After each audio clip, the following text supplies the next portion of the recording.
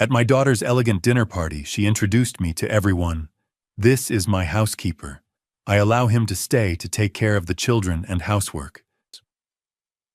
The entire room fell silent, everyone looking at me with pitying eyes. But then her boss froze his wine glass, trembling in his hand, and he said one sentence that destroyed my daughter's career and exposed all the lies from all those years. My daughter was shocked, as if about to faint. "I'm so glad you're here. Where are you watching from? Drop your location in the comments." If that hook struck a nerve, you're not alone. This is a fictional story exploring painful relationship dynamics. Any resemblance to real people or events is coincidental, but the message about boundaries and dignity is genuinely meaningful. Let's begin. I stand in the corner of Manhattan's most exclusive restaurant, the silver cufflinks, Eleanor's last gift to me, catching the light of the crystal chandelier in a way that feels too fragile, too distant. The laughter of the upper crust wraps around me like a glass wall I can't break through. I'm holding a tray of wine, a white cloth draped over my forearm, with the precision of someone who's done this too many times before. "This is Theodore, our caretaker." Victoria's voice rings out sharp and confident, cutting through the polite chatter. She doesn't even glance at me when she says it. The entire table nods absently, as if I'm part of the expensive furniture. Kenneth, her husband, smirks and sips his wine, a bottle that costs more than the monthly pension they've been managing for me. But then I catch the eye of a man at the far end of the table. His gaze is stunned, recognizing something that shouldn't be here. But I'm getting ahead of myself. Let me take you back 3 years to the day everything changed. It was a fall afternoon in the Hamptons. The kind of day when the leaves turn that impossible shade of red and the air smells like wood smoke and salt from the ocean. Eleanor and I were walking through the garden behind our estate, the one we'd designed together 25 years ago, back when we were just 2 kids with a drafting table and a dream. She stopped to admire the maples, her hand resting lightly on my arm. "Look at that Theodore," she said softly. "Isn't it beautiful?" I smiled. "Not as beautiful as you." She laughed. God, I can still hear that laugh. And then her hand tightened on my arm. Not in affection, in pain. "Eleanor." Her eyes went wide, confused, and then she collapsed. Just like that. One moment, she was standing beside me, and the next, she was in my arms. Her breath shallow, her face pale. I shouted for help, called 911, held her as tightly as I could. But it didn't matter. By the time the ambulance arrived, she was gone. A hidden heart condition, the doctors said later. She'd never shown symptoms, she'd never complained, and now she was gone. At 57 years old, I became a man without a foundation. I was an architect who'd lost his blueprint. Eleanor had been my partner in everything business, life, love. We'd built an empire worth $95 million from sketches on a kitchen table. We'd raised Victoria together. We'd dreamed together. And now, standing in that garden surrounded by red leaves, I felt like the world had been erased. The funeral was a blur. Hundreds of people came, business associates, old clients, friends from the country club. But I barely remember their faces. I remember standing at the graveside, staring at the mahogany casket, thinking that it should have been me instead. I remember the weight of Victoria's hand on mine. "Chad," she said quietly, her voice breaking. "Come live with us. Kenneth and I will take care of you. You shouldn't be alone." I looked at her, then my only child, 33 years old, polished and put together in her black dress, her eyes red from crying. She looked so much like Eleanor in that moment that it hurt to breathe. "Are you sure?" I asked. "Of course, Dad. You're family. We'll take care of you." I believed her. I needed to believe her. I needed somewhere to go, somewhere that didn't echo with Eleanor's absence. So I said yes. I packed up a few things from the Hamptons estate, my clothes, a few photographs, Eleanor's silver cufflinks, and I moved into Victoria and Kenneth's home. That was my first mistake. For the first few months, it seemed like it might work. Victoria was attentive. Kenneth was polite. And their twin boys, Jackson and Noah, just 4 years old at the time, were a bright spot in the darkness. I helped around the house, played with the boys, tried to be useful. I thought I was healing. I thought I was finding a new normal. But slowly, things began to shift. Small things at first. Victoria would ask me to pick up groceries, then to cook dinner, then to clean up after the boys. Kenneth started making jokes about how lucky I was to have a place to stay, and I told myself it was fine. I told myself I was contributing, that I was being helpful. I told myself I wasn't a burden. I should have known better. Now, 3 years later, I'm standing in this restaurant with a tray of wine watching my daughter introduce me as our caretaker to a room full of strangers. I'm watching Kenneth smirk into his glass. I'm watching that man at the end of the table stare at me like he's seen a ghost. And I'm thinking about Eleanor's cufflinks still catching the light. Victoria promised she would take care of me. I believed her. That was my first mistake. In the 6 months that followed, she almost kept that promise in the worst possible way. The first 6 months after Eleanor died, Victoria genuinely seemed to care. Or maybe I was just too deep in grief to see clearly. Those early weeks are a fog in my memory. I'd wake up at 3 in the morning, forgetting for a split second that Eleanor was gone, reaching across the bed for her. The twins would leave drawings under my door, stick figures of Grandpa and 2 little boys under a smiling sun. Victoria would check on me, bring me coffee, ask if I'd eaten. Kenneth kept his distance, but he was polite enough. It felt like kindness. It felt like family. I should have known better. The changes started so slowly I didn't notice them at first.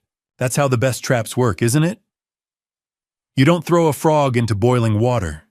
You heat it up 1 degree at a time. By the 4th month, I was beginning to function again. I'd started taking morning walks on the beach, thinking about maybe consulting again, reconnecting with old colleagues.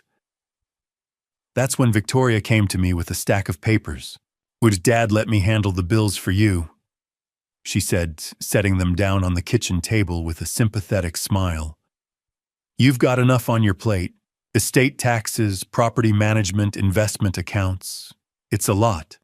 Let me take care of it so you can focus on healing." It made sense. I was tired. The paperwork felt overwhelming, so I signed the power of attorney thinking it was temporary, thinking she was helping. That was the first brick in the wall I didn't see being built around me. Kenneth started filling my wine cellar with bottles of 18-year-old Macallan and 30-year-old Glenfiddich cases, arriving every few weeks. He'd joke about upgrading my collection. He moved his gaming setup into my office, the one with the floor-to-ceiling windows overlooking the water, the one where Eleanor and I used to sit together and sketch designs late into the night. He called it his man cave now. I told myself it was fine. I wasn't using the space anyway. By the end of the first year, I realized I wasn't sitting at the dining table anymore during Victoria's dinner parties. I was in the kitchen plating appetizers, refilling wine glasses, loading the dishwasher, while her friends laughed in the other room. When had that started? I couldn't pinpoint the exact moment. It had just happened. "Theodore, could you grab more ice?" "Theodore, the Hendersons are out of wine." "Theodore, the boys need their baths." Never Dad. Always Theodore. Like I was staff. By year 2, I'd become invisible in my own home. I was doing laundry, scrubbing floors, driving Jackson and Noah to soccer practice and piano lessons. Victoria's friends would walk past me in the hallway and not make eye contact, as if acknowledging me would be uncomfortable. I was part of the furniture, useful but unremarkable. One afternoon, I found all of my things, photographs, Eleanor's jewelry box, my architectural awards, packed into boxes in the garage. My master bedroom, the one Eleanor and I had shared for 2 decades, had been converted into Victoria's walk-in closet. Racks of designer clothes, shelves of shoes, a vanity mirror with lights like a Hollywood dressing room. "Oh, we needed more space," Victoria said when I asked. "You don't mind, do you? You're barely using that attic room anyway." The attic room. The small guest bedroom with the slanted ceiling and the single window that overlooked the driveway. That's where I was now. Not the master suite. Not even a proper guest room. The attic. I stood there staring at rows of Chanel bags and Louboutin heels where my bed used to be, and I felt something inside me crack. Not break. Not yet. But crack. 6 months ago, I was walking past Victoria's study when I heard her on the phone. I wasn't trying to eavesdrop. The door was open. "He's useful, honestly," she was saying, her tone light, almost amused. "Free childcare, and he keeps the house spotless. Why wouldn't we keep him?" She laughed. I don't remember walking away. I don't remember going back to my attic room. I just remember sitting on the edge of that narrow bed, staring at my hands, the same hands that had designed skyscrapers, that had held Eleanor as she died, that had built a $95 million empire from nothing. And now those hands were scrubbing toilets. I thought about the power of attorney I'd signed. I thought about the master bedroom that was now a closet. I thought about Kenneth treating my office like a rec room and my wine cellar like his personal liquor store. I thought about Victoria's laugh on that phone call. Free childcare. Keeps the house spotless. Why wouldn't we keep him? I'd spent 2 years telling myself this was temporary, that Victoria was helping me, that I was contributing to the household, that this was what family did. But family doesn't treat you like hired help. Family doesn't erase you from your own home. Family doesn't laugh about keeping you around because you're useful. I stood up and walked downstairs. The house was quiet. Victoria and Kenneth had taken the boys to a birthday party. I walked through the rooms, slowly seeing them as if for the first time. The living room where I wasn't allowed to sit because the furniture is for guests. The dining room where I served but didn't eat.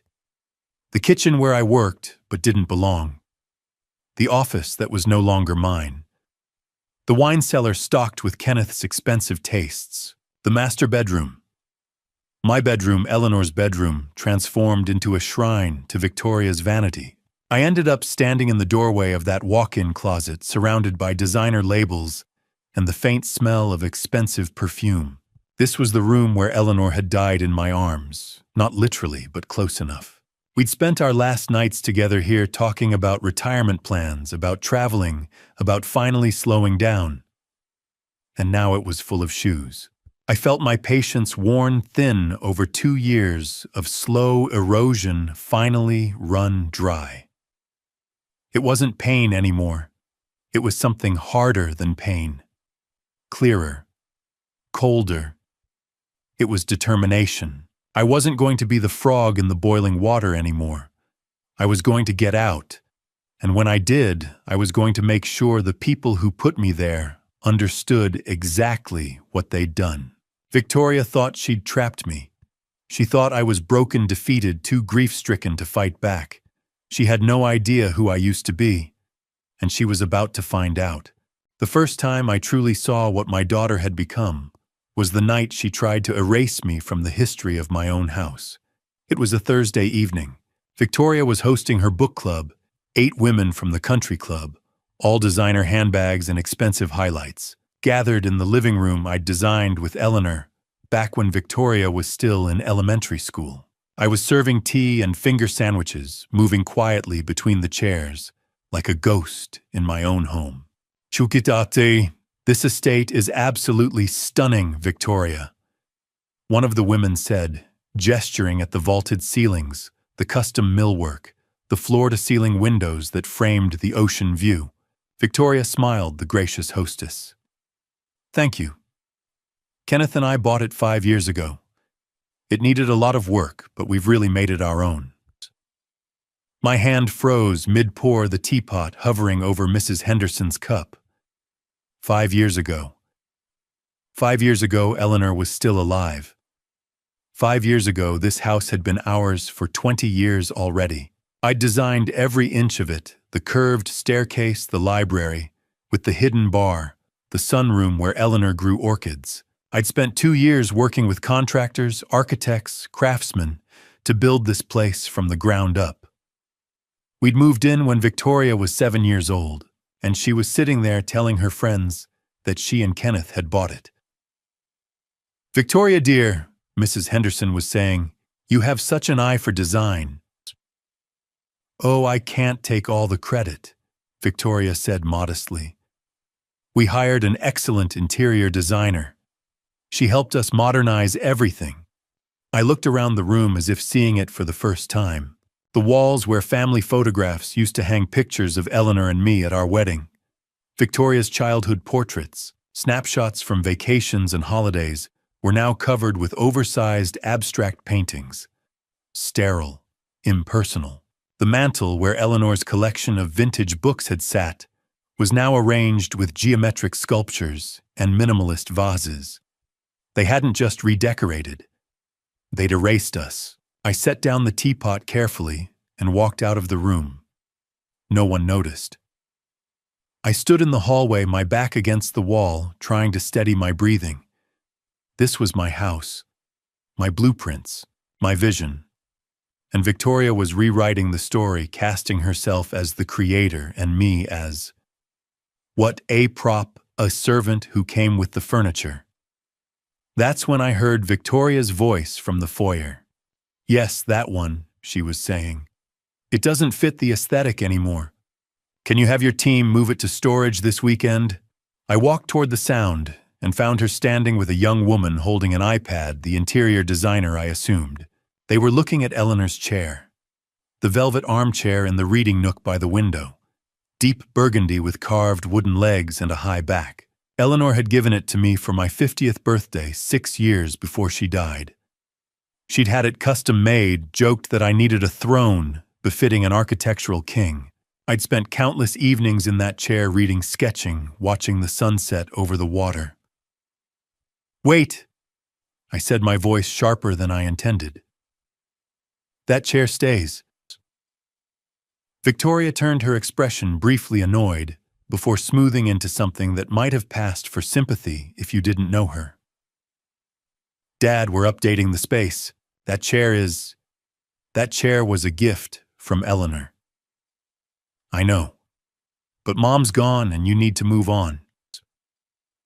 She glanced at the designer, then back at me, her voice dropping to something quieter, more condescending. "It's been 3 years. Holding on to old furniture isn't going to bring her back." I stared at my daughter, at this woman who looked like the little girl I'd pushed on swings and taught to ride a bike and walked down the aisle at her wedding. And I didn't recognize her. "That chair isn't going anywhere," I said. "Actually," Victoria said, her tone turning cold, "it is. This is my house now, Dad.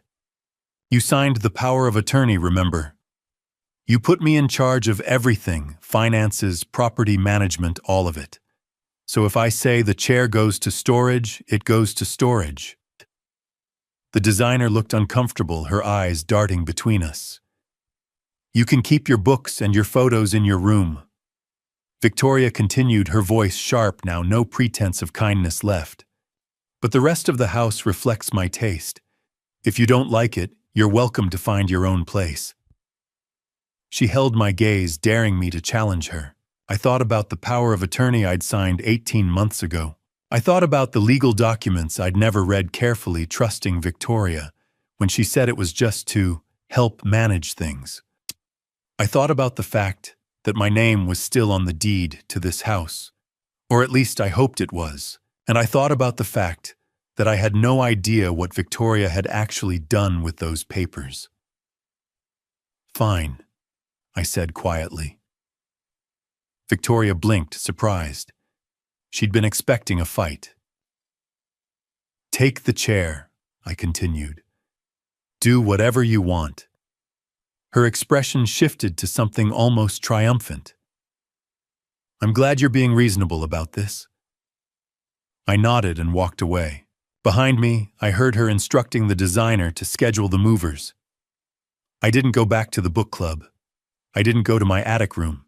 I walked out to the garden, the one Eleanor and I had planted together. The one with the red maples that turned brilliant in the fall. And I stood there until the sun went down and the guests left and the house went quiet. I wasn't letting Victoria take the chair because I believed her lies. I wasn't backing down because I thought she was right. I was letting her take the chair because I needed time. Time to think. Time to plan. Time to call the one person who could tell me the truth about what I'd signed and what rights I still had. The next morning, while Victoria was at the gym and Kenneth was nursing a hangover in what used to be my office, I went into the small storage closet under the attic stairs, the one place they never bothered to look, and pulled out the box where I'd kept Eleanor's important papers, our marriage certificate, the deed to the house, the estate documents. And I made the phone call I should have made 2 years ago. Hayes and Associates, how may I direct your call? Patricia Hayes, please. I said, my voice steady. Tell her Theodore Harrison is calling. It's urgent. The next morning, I made the call. What Patricia told me changed everything. And then 2 men in expensive suits showed up looking for Kenneth. Patricia Hayes had been our family attorney for 20 years. Her voice was sharp with concern. Theodore, listen carefully. A power of attorney does not transfer ownership. It gives someone authority to manage finances, pay bills, handle transactions. But the house, your assets, still yours. 100%. Unless you signed a deed transfer which requires notarization and county filing, that house is legally yours. Relief flooded through me, followed by cold fury. Victoria had been lying for months. There's something else, Patricia said. If Victoria is trying to control your assets this aggressively, she might be planning a conservatorship. It's when a court declares someone mentally incapacitated and appoints a conservator to take over completely.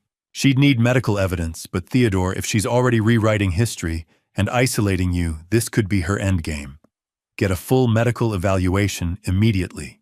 Cognitive tests, psychiatric assessment, something that proves you're of sound mind, and document everything.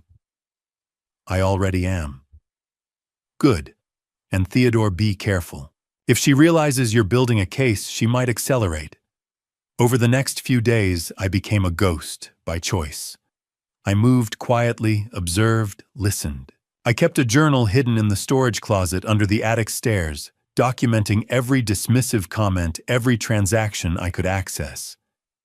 That's when I discovered the withdrawals. $75,000 from the household account over 6 months. $53,000 from savings. Victoria's signature on every transfer. I was reviewing the bank statements when the doorbell rang. 2 men stood on the porch. Mid-40s, tailored suits. They didn't look like salesmen. Good afternoon, the tall one said politely. We're looking for Kenneth. Is he home? Who's asking, friends of Frankie's? The lean one smiled without warmth. Kenneth knows who we are. I heard footsteps behind me. Kenneth had gone pale, frozen on the stairs. Gentlemen, he said, voice tight. This isn't a good time. Frankie thinks it's a great time, the tall one said. 6 months is a long time to wait for $1.5 million. $1.5 million. Kenneth's eyes darted to me. I'm working on it. Tell Frankie I'm working on it. He knows. Nice place, by the way. The lean one glanced at the marble foyer. Maybe sell something. Speed things up. The tall one handed Kenneth a card. 2 weeks. Frankie's generosity has limits. After they left, Kenneth stood gripping the banister, ashen. I closed the door. $1.5 million, I said quietly. How? Poker. Sports betting. His voice was hollow. I thought I could win it back. It got out of control. And Victoria knows. He nodded. She's been using your accounts to pay it down. We've given them $400,000 so far. $400,000. From my money. She told me you'd signed everything over, Kenneth said, voice cracking. That you wanted her to manage it. She lied. To both of us. I saw genuine fear in his eyes. Victoria had him trapped just as surely as she'd trapped me. His cage was built from debt, mine from grief. That night I heard voices downstairs. I crept to the top of the staircase. Don't care if he's suspicious. Victoria's voice sharp and cold. If he knows about the accounts, we move faster. Move faster? How? Kenneth sounded panicked. The conservatorship. I've already talked to a lawyer. We file next month. I'll get testimony about his behavior, memory lapses, confusion, inappropriate anger. Once the court appoints me conservator, everything's mine. The house, the investments, all of it. And Frankie gets his money. Victoria, he's your father. He's an obstacle. I stood in the darkness, hand gripping the railing. They were planning to have me declared incompetent, to take everything, to erase me completely. I went back to my room and pulled out my hidden journal. I wrote down everything I'd just heard, word for word. Then I looked at the evidence I'd been gathering. Bank statements, recorded conversations, photographs of the house before Victoria erased our family from it. Patricia had warned me. Victoria was accelerating, which meant I had to move faster. Tomorrow, I needed two things: a medical evaluation proving I was of sound mind, and a way to protect my assets before Victoria could file her petition. Tomorrow, the fight truly began. Patricia had warned me Victoria might try to have me declared mentally incompetent. I needed proof that I was exactly the opposite. And then Victoria announced a dinner party that would change everything. The morning after overhearing Victoria's conservatorship plan, I did something I hadn't done in 3 years. I left the house without telling anyone. I called an Uber from the beach access road half a mile from the estate and rode into Manhattan in silence. Victoria couldn't track my car if I didn't use it. Kenneth was nursing another hangover. No one would notice I was gone. Dr. Alan Rodriguez's office was in a glass tower near Central Park. Patricia had recommended him a neuropsychologist, with an impeccable reputation, someone whose testimony would hold up in any court. Mr. Sterling, he said, shaking my hand. Professional mid-50s kind eyes behind wire-rimmed glasses. Patricia explained the situation. We'll be thorough today. Cognitive function tests, memory assessments, psychiatric evaluation. Should take about 3 hours. Whatever it takes. He led me through a battery of tests. Montreal Cognitive Assessment. Clock drawing. Word recall. Pattern recognition. He asked me to count backwards from 100 by sevens. He showed me images and asked me to remember them. He questioned me about my life, my work, my recent experiences. I told him about Eleanor, about designing the house, about Victoria erasing our history from the walls, about the power of attorney and the stolen money and Kenneth's gambling debt and the loan sharks and the overheard conversation about conservatorship. Dr. Rodriguez took notes, his expression neutral and professional throughout.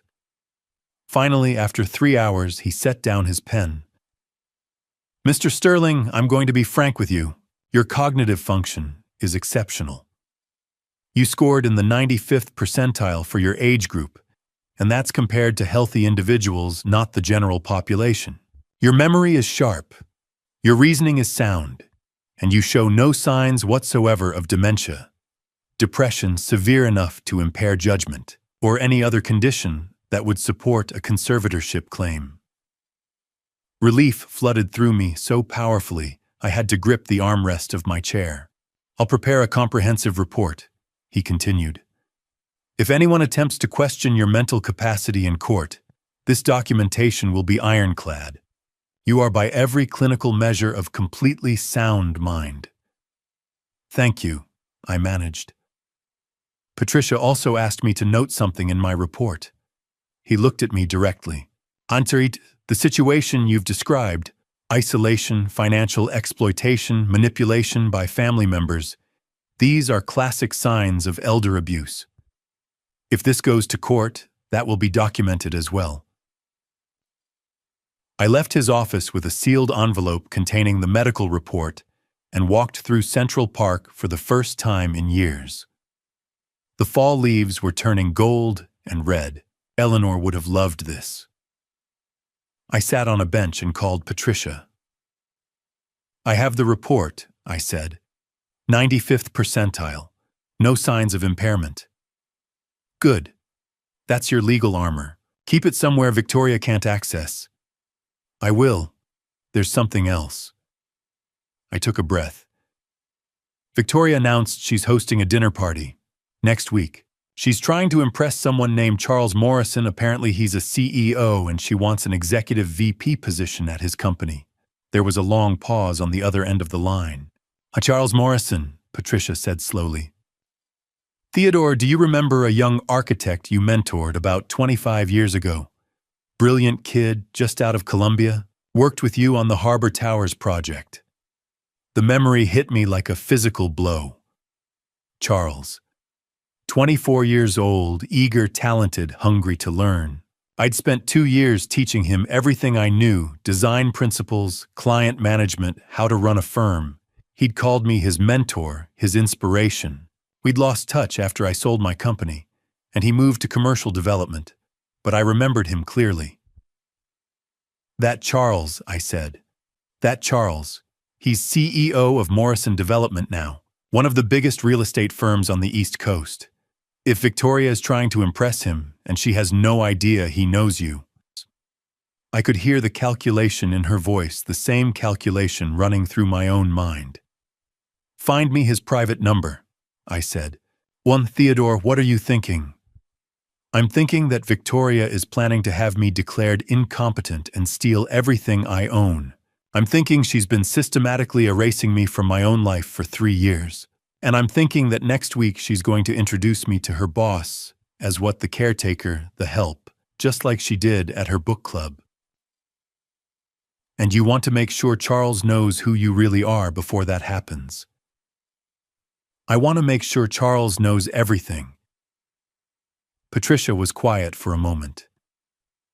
"I'll get you his number, but Theodore, once you make that call, there's no going back. You're choosing a side. You're choosing war." "Victoria chose war the day she tried to erase Eleanor from our house," I said. "I'm just finally deciding to fight back." That evening I returned to the estate. Victoria was in the living room on her laptop planning the dinner party. She barely glanced up when I walked past. "Theodore, you'll need to serve that night," she said absently. "Cocktails at 7, dinner at 8, and wear something presentable. Mr. Morrison is very important." "Of course," I said. I went upstairs to my attic room and pulled out the sealed medical report. 95th percentile, completely sound mind, legal armor against conservatorship. I tucked it into the hidden box in my closet along with the journal, the bank statements, the recordings. Then I looked at the piece of paper Patricia had texted me an hour ago. A phone number. 10 digits that could change everything. I had 1 week before the dinner party. 1 week to contact Charles. 1 week to decide whether to simply expose Victoria's lies or to orchestrate something far more devastating. That night, I chose revenge. Calling Charles was a gamble. 25 years was a long time and people changed. He might not remember me. He might not care. He might be just as ambitious and ruthless as Victoria and side with her instead. But I had to try. Because Victoria had spent 3 years making me invisible, and I was about to remind her and everyone else exactly who I was. Calling Charles Morrison was a risk. 5 days later, I stood at the dinner party playing the caretaker one last time. Tonight, I would remind Victoria whose house this truly was. 3 days after getting the medical report, I dialed Charles's private number from my car in a grocery store parking lot. "This is Charles Morrison." "Charles, it's Theodore Sterling. I don't know if you remember me, but 25 years ago, Mr. Theodore. His voice cracked. Is it really you? I heard you'd gone into a nursing home. Someone said you had dementia. Victoria had been spreading lies, preparing the ground for her conservatorship claim. I'm not in a nursing home, I said. I'm living with my daughter, and I need to tell you what's been happening. I told him everything. The power of attorney, the erasure from my own house, the stolen money, Victoria's plan to have me declared incompetent. And I told him about the dinner party, how she'd use him to advance her career, how she'd introduced me to her friends as the caretaker. She called you the caretaker. Charles's voice shook with fury. You're Theodore Sterling. You gave me my first real chance when no other firm would hire a kid fresh out of Columbia. You taught me everything. I've spent 25 years trying to live up to the standard you set. Charles. Mr. Theodore, tell me what you want me to do. Come to the dinner party. Act normal. Let Victoria play her game. When the moment is right, I'll give you a signal. Now 5 days later, that moment was here. The dining room gleamed with crystal and candlelight. Victoria had hired caterers, a bartender, even a pianist. 8 guests would decide her promotion. Theodore, Victoria hissed. You stay in the background. You serve drinks, you clear plates, and you do not speak unless spoken to. Don't embarrass me. Of course. Kenneth stood near the fireplace, miserable, jumpy, since the loan sharks visited. Victoria believed this dinner would solve everything. Charles Morrison, as an ally, meant bigger deals, enough money to pay off Frankie. If only she knew. Guests arrived at 7. Victoria transformed into the perfect hostess, charming in her black cocktail dress. I moved through the room with champagne invisible. Charles Morrison arrived at 7:30. Taller than I remembered, gray at the temples, perfectly tailored navy suit. His eyes found mine immediately, 1 second of connection, enough to see the anger beneath his professional smile. Then he looked away. Mr. Morrison? Victoria swept forward. Hi, thank you so much for coming. The pleasure is mine. You have a beautiful home. Thank you. We bought it 5 years ago and completely renovated. The lie rolled off her tongue effortlessly. She guided him into the living room. I refilled glasses at the bar. A woman in pearls glanced between Charles, me, and Victoria. Is this your father? Victoria's smile didn't falter. Oh no, this is Theodore, our caretaker. He helps around the house. Charles's jaw tightened. His hand gripped his champagne flute hard enough I thought it might shatter. Your caretaker, he repeated, voice carefully neutral. Yes. He's been with us for a few years now. Victoria turned to me, dismissive. Theodore, could you check on the appetizers? I retreated to the kitchen. Behind me, Victoria laughed, steering Charles toward other guests, launching into her pitch about her vision for the executive VP role. She had no idea whose side he was on. Dinner was called at 8. Guests took their seats, Victoria at the head, Charles at her right, as guest of honor Kenneth, across looking pale and anxious. I served the first course, seared scallops. Everyone complimented the food Victoria hadn't cooked. I moved around the table, refilling wine-clearing plates. Charles caught my eye once when I gave the smallest shake. Not yet. Patience. Victoria needed to feel safe, confident, triumphant. She needed to believe she'd won. Dessert was served. Port was poured. Victoria was mid-story about her latest deal when I caught Charles's attention and gave the slightest nod toward the kitchen. He understood. I set down my tray, untied my apron, walked into the kitchen. For the first time in 3 years, I wasn't Theodore the caretaker. I was Theodore Sterling, architect, builder, mentor. I adjusted my tie, smoothed my shirt, took a deep breath. When I walked back into that dining room, everything had changed. Not the room guests, still laughing, still holding port glasses, but me. I stood differently, moved differently. I wasn't serving anymore. Charles Morrison saw me first. He set down his glass and rose slowly to his feet. One by one, the other guests noticed conversations trailing off. Victoria looked at Charles, confused. "Mr. Morrison, is something wrong?" Charles smiled. Not the polite professional smile he'd worn all evening. Something warmer, something real. Charles stood ready to introduce a legend. Victoria had no idea what was coming. The next 60 seconds would shatter everything. If you're still here, drop a 5 below. Quick note, this story includes fictional elements for dramatic impact. If that's not your thing, feel free to leave. Otherwise, let's watch Victoria's world collapse. Charles Morrison stood with his wine-glass voice carrying across the silent dining room. Before we go any further, I want to introduce everyone to a legend. He gestured toward me. This is Theodore Sterling, and what Victoria hasn't told you is that 25 years ago, this man gave me my first real chance in architecture when no other firm would. He's not a caretaker. He's one of the most brilliant architects of his generation. He designed the Harbor Towers, the Riverside Complex, and half the skyline you see from this very window. This house we're sitting in, he designed and built it 30 years ago, with his late wife Eleanor. Every head in the room turned toward me. The woman in pearls looked stricken. She'd asked earlier if I was Victoria's father, and accepted the caretaker lie without question. Victoria's face had gone white, but she recovered quickly, forcing a laugh.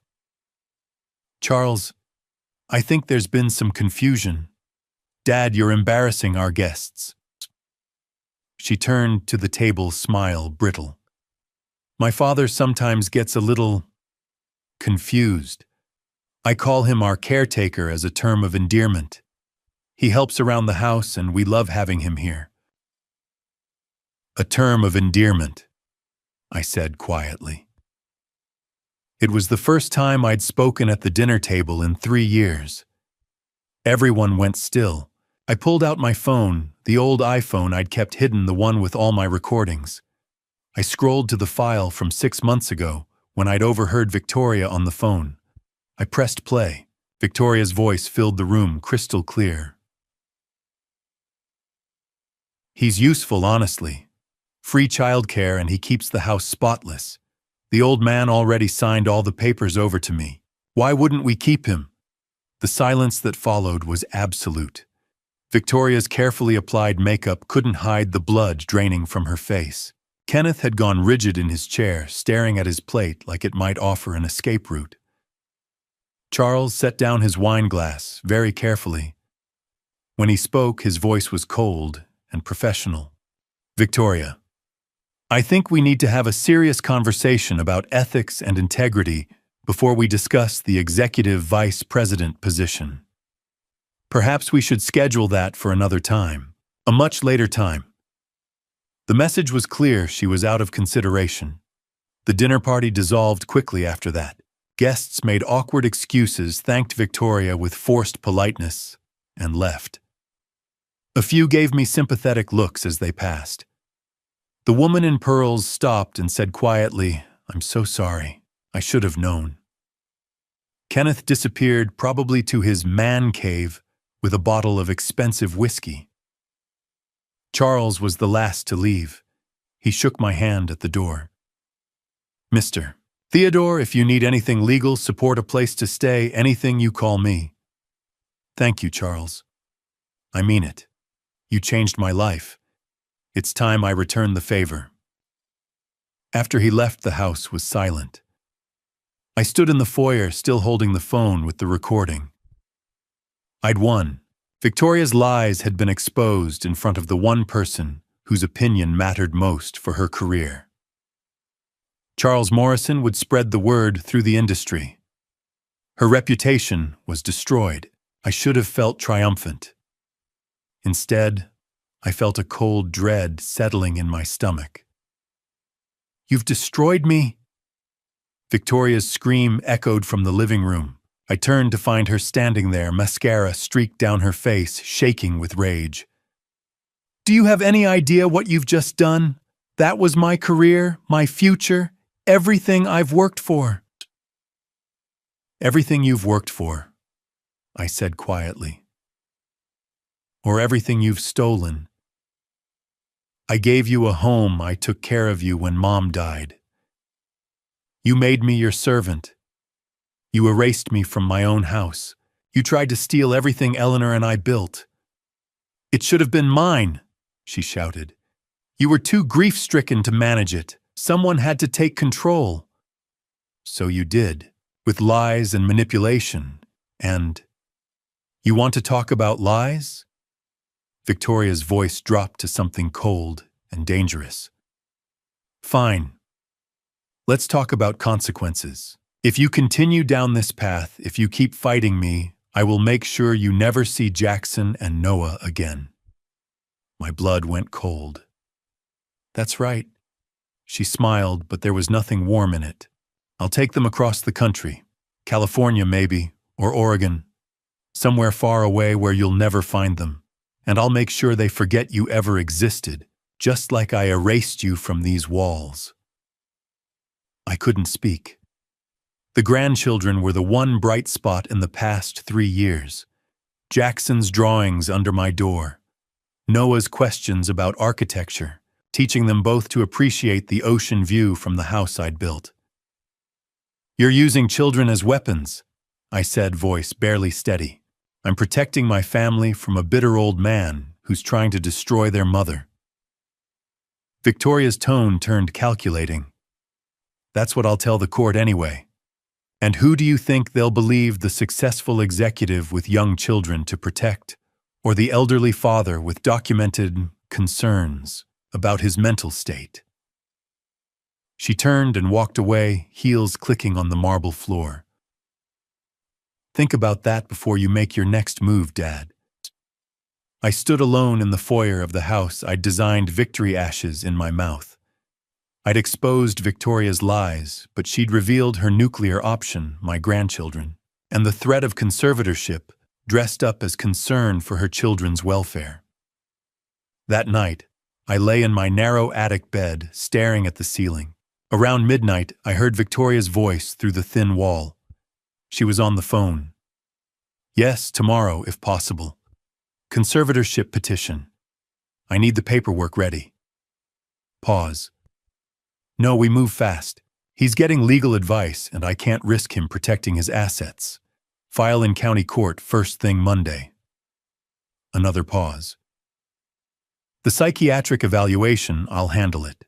I know a doctor who'll testify about his erratic behavior, his paranoia, his inability to manage his affairs. We'll have 3 witnesses who've seen him acting confused." I pressed the voice recorder app on my phone, capturing every word. "And the grandchildren." Victoria continued, voice ice cold. "If he fights back, I'll file for a restraining order, claim he's become unstable, a danger to them. By the time the dust settles, he'll be declared incompetent and banned from seeing his own grandchildren. Then everything will be mine. The house, the money, all of it."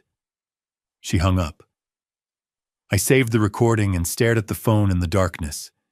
She'd lost the battle at dinner, but she was preparing for total war, and she was willing to use my grandchildren, innocent children, who loved their grandfather, as both weapon and shield. I thought about Patricia's warning, Victoria might accelerate. She wasn't just accelerating, she was going nuclear. And I had less than 48 hours to stop her. The papers arrived 3 days later. My daughter was petitioning the court to declare me mentally incompetent. This hearing would decide whether I kept control of my life or lost everything. I called Patricia the moment the process server left. She actually filed. "I know. I've been served too. They're requesting an emergency hearing. It's scheduled for next Tuesday. Manhattan County Court Judge Martha Brennan presiding." Patricia's voice was calm, but I heard the edge beneath it. "Theodore, she's moving fast. That means she's desperate. Good. Desperate people make mistakes. Over the next week, I watched Victoria prepare her case. She was thorough, I had to give her that. She staged photographs of my attic room clothes scattered on the floor, unwashed dishes on the nightstand, papers strewn everywhere. I came home from a walk one afternoon to find her photographer friend leaving camera in hand. She'd created evidence of my supposed deterioration. She coached Kenneth on his testimony. I overheard them in the living room. Just say he seems confused. Say he repeats himself. Say you're worried he can't manage basic tasks. And worst of all, she poisoned the grandchildren. I heard her talking to Jackson and Noah in soft, concerned tones. Grandpa is very sick. His mind isn't working right. He might need to go to a special place where doctors can help him. Jackson, only 7 years old, looked at me with frightened eyes the next morning. Grandpa, are you going away? I knelt down, hugged him tight. No, buddy. Grandpa's fine. But Victoria pulled him away. Come on, sweetie. Grandpa needs his rest. Tuesday morning, I dressed in my best suit, the charcoal gray one I'd worn to business meetings back when I ran my firm. Patricia met me at the courthouse steps. How are you feeling? She asked, like I'm about to fight for my life. Good, because you are. Judge Martha Brennan was in her early 60s, silver-haired with sharp eyes that missed nothing. She took her seat at the bench and reviewed the petition before looking up. This is a hearing on the petition filed by Victoria Sterling seeking conservatorship over her father, Theodore Sterling, on the grounds of mental incapacity. Mrs. Hayes, I see you're representing Mr. Sterling. Yes, Your Honor. Very well. We'll hear from the petitioner first. Victoria's lawyer was a sharp woman in an expensive suit, the kind who specialized in these cases. She stood and addressed the court with practiced sympathy. Your Honor, this is a heartbreaking situation. Victoria Sterling is a devoted daughter who has watched her father's mental decline with growing concern. After the death of his wife 3 years ago, Mr. Sterling has exhibited increasing signs of cognitive impairment, memory loss, and inability to manage his own affairs. Mrs. Sterling has been caring for him in her home, but his condition has deteriorated to the point where professional intervention is necessary. She presented the evidence, the staged photographs of my disorganized room, bank statements showing erratic withdrawals, the ones Victoria herself had made, testimony from Victoria's friends who'd witnessed my confusion at her book club. Then Victoria took the stand. She wore a pale blue dress, minimal makeup tissues clutched in her hand. The performance began immediately. Ms. Sterling, can you describe your father's condition? Victoria's voice trembled. He's not the man he used to be. After my mother died, he just broke. He forgets things constantly. Simple things like where he put his keys, what day it is. Last month, he left the stove on and nearly started a fire. I'm terrified something terrible will happen. A complete lie. There had been no fire, no incident, but she delivered it with such conviction that I saw the judge's expression soften slightly. He gets confused about people, Victoria continued, dabbing her eyes. Sometimes he forgets my children's names, his own grandchildren, and the paranoia he's convinced people are stealing from him, plotting against him. He's made wild accusations against me and my husband. Wild accusations, her lawyer repeated. Can you give an example? He claims I've stolen money from him, that I've taken over his house, that I'm trying to... She broke off, voice cracking.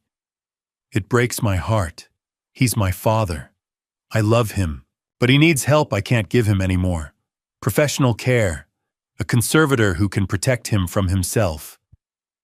It was masterful. Even knowing she was lying, even having lived through the truth, I could see how convincing she was. The grieving daughter overwhelmed by her father's decline, making the painful decision to seek legal help. The judge made notes, expression unreadable. Thank you, Ms. Sterling. Any other witnesses? Yes, Your Honor. Kenneth Sterling, the respondent's son-in-law.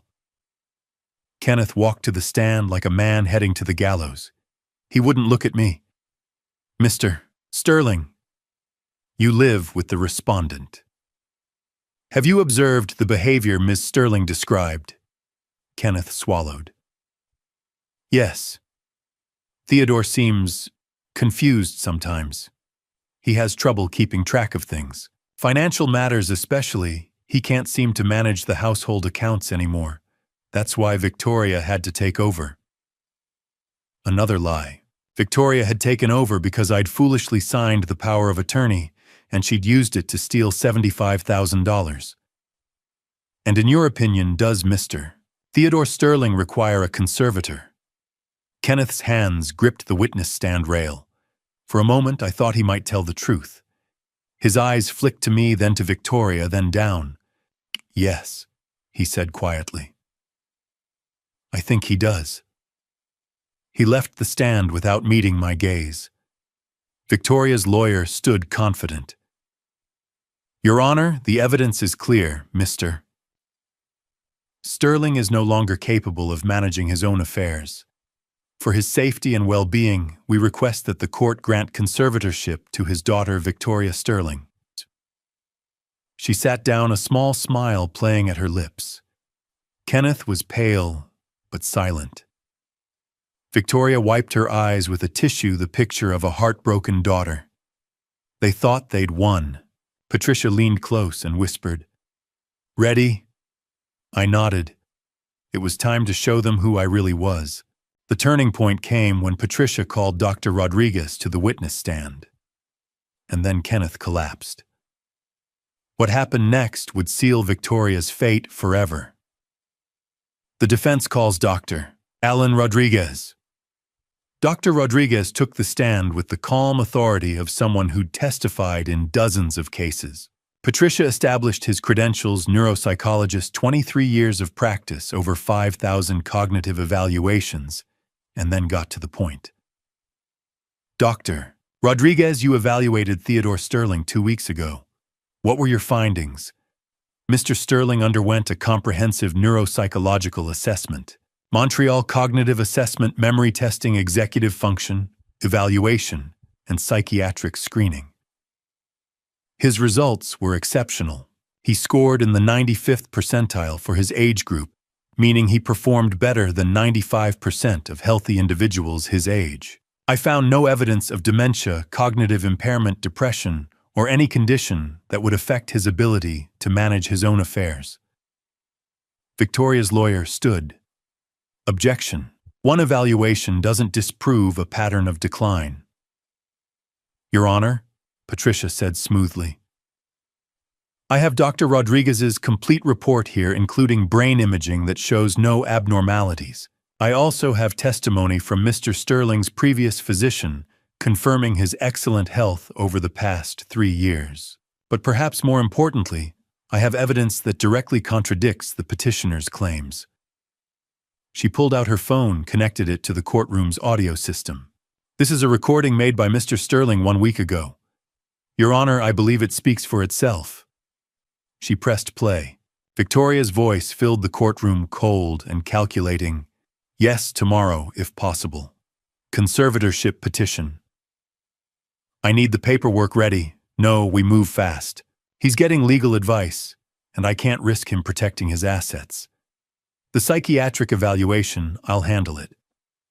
I know a doctor who'll testify about his erratic behavior. We'll have 3 witnesses who've seen him acting confused. And the grandchildren, if he fights back, I'll file for a restraining order.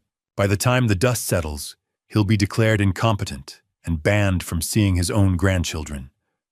Then everything will be mine. The silence that followed was absolute. Victoria had gone white. Her lawyer was frantically scribbling notes. Kenneth looked like he might be sick. Judge Brennan's expression had hardened into something cold and unforgiving. She turned to me. Mr. Sterling, I'd like to hear from you directly. Do you understand what's happening in this courtroom? I stood. Yes, Your Honor.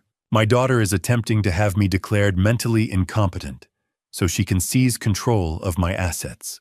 She needs the money because her husband Kenneth owes $1.5 million to a loan shark named Frankie. She's already stolen over $75,000 from my accounts, without my knowledge, to pay down his gambling debt. When that wasn't enough, she decided to take everything. That's not true, Victoria shouted, but her lawyer put a hand on her arm. I continued, voice steady. I have bank statements showing the withdrawals. I have recordings of Victoria planning this conservatorship petition.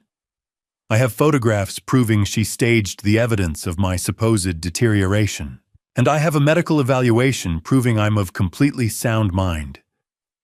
Judge Brennan nodded slowly. Ms. Hayes, do you have documentation of the financial? Your Honor. Kenneth stood abruptly, his voice breaking. Your Honor, I need to say something.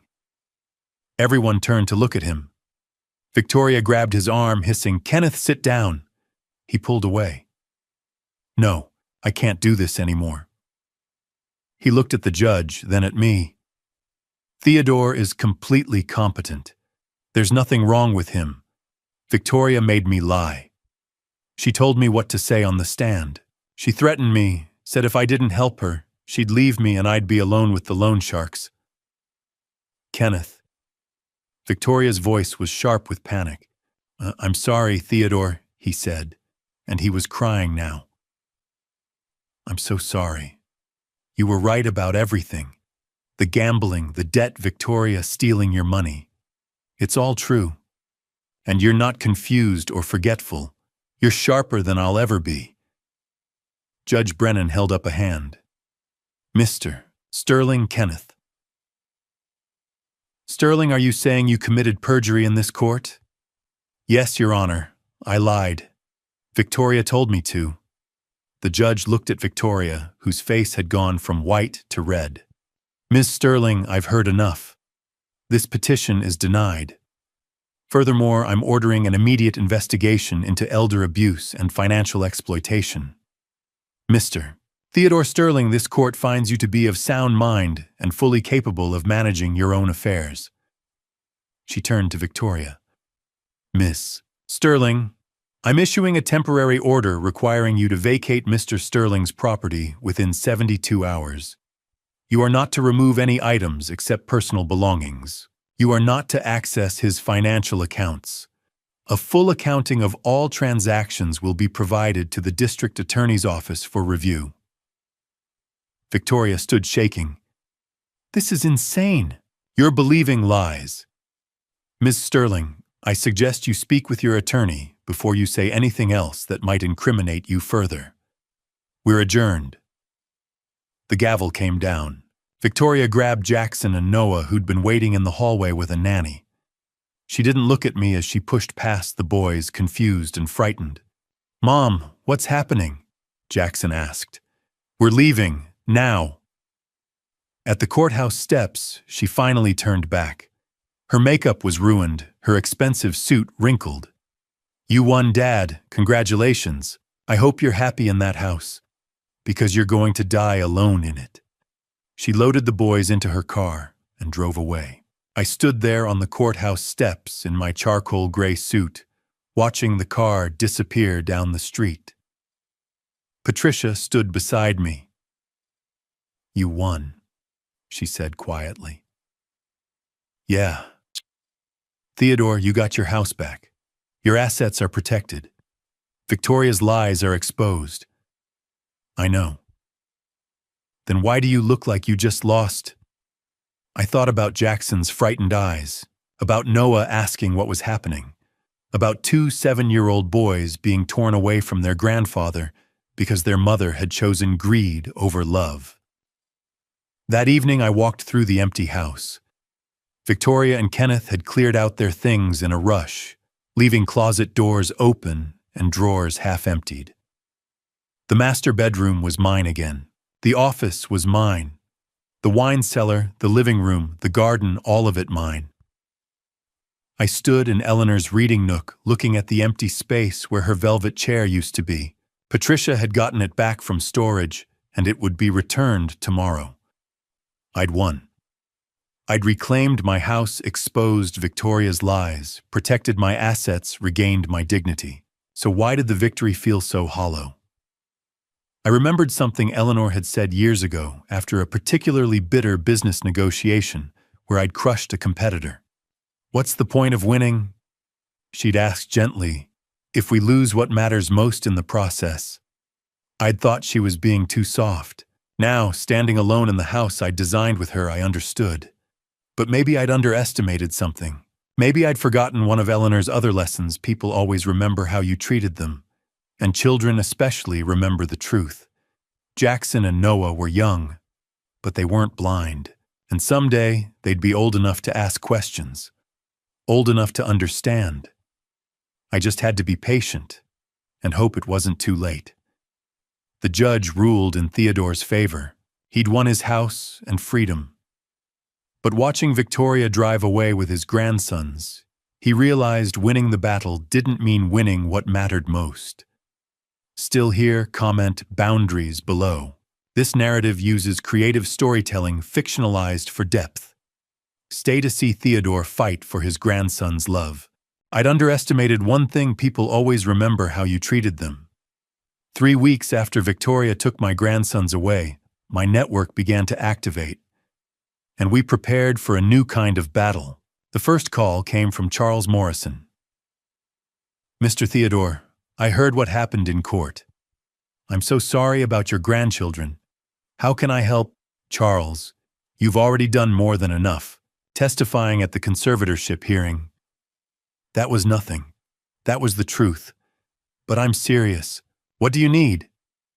I sat in Eleanor's reading nook, her velvet chair finally returned from storage. "Honestly, I don't know yet. Patricia is working on a legal strategy to get visitation rights, but beyond that..." "What about work?" I blinked.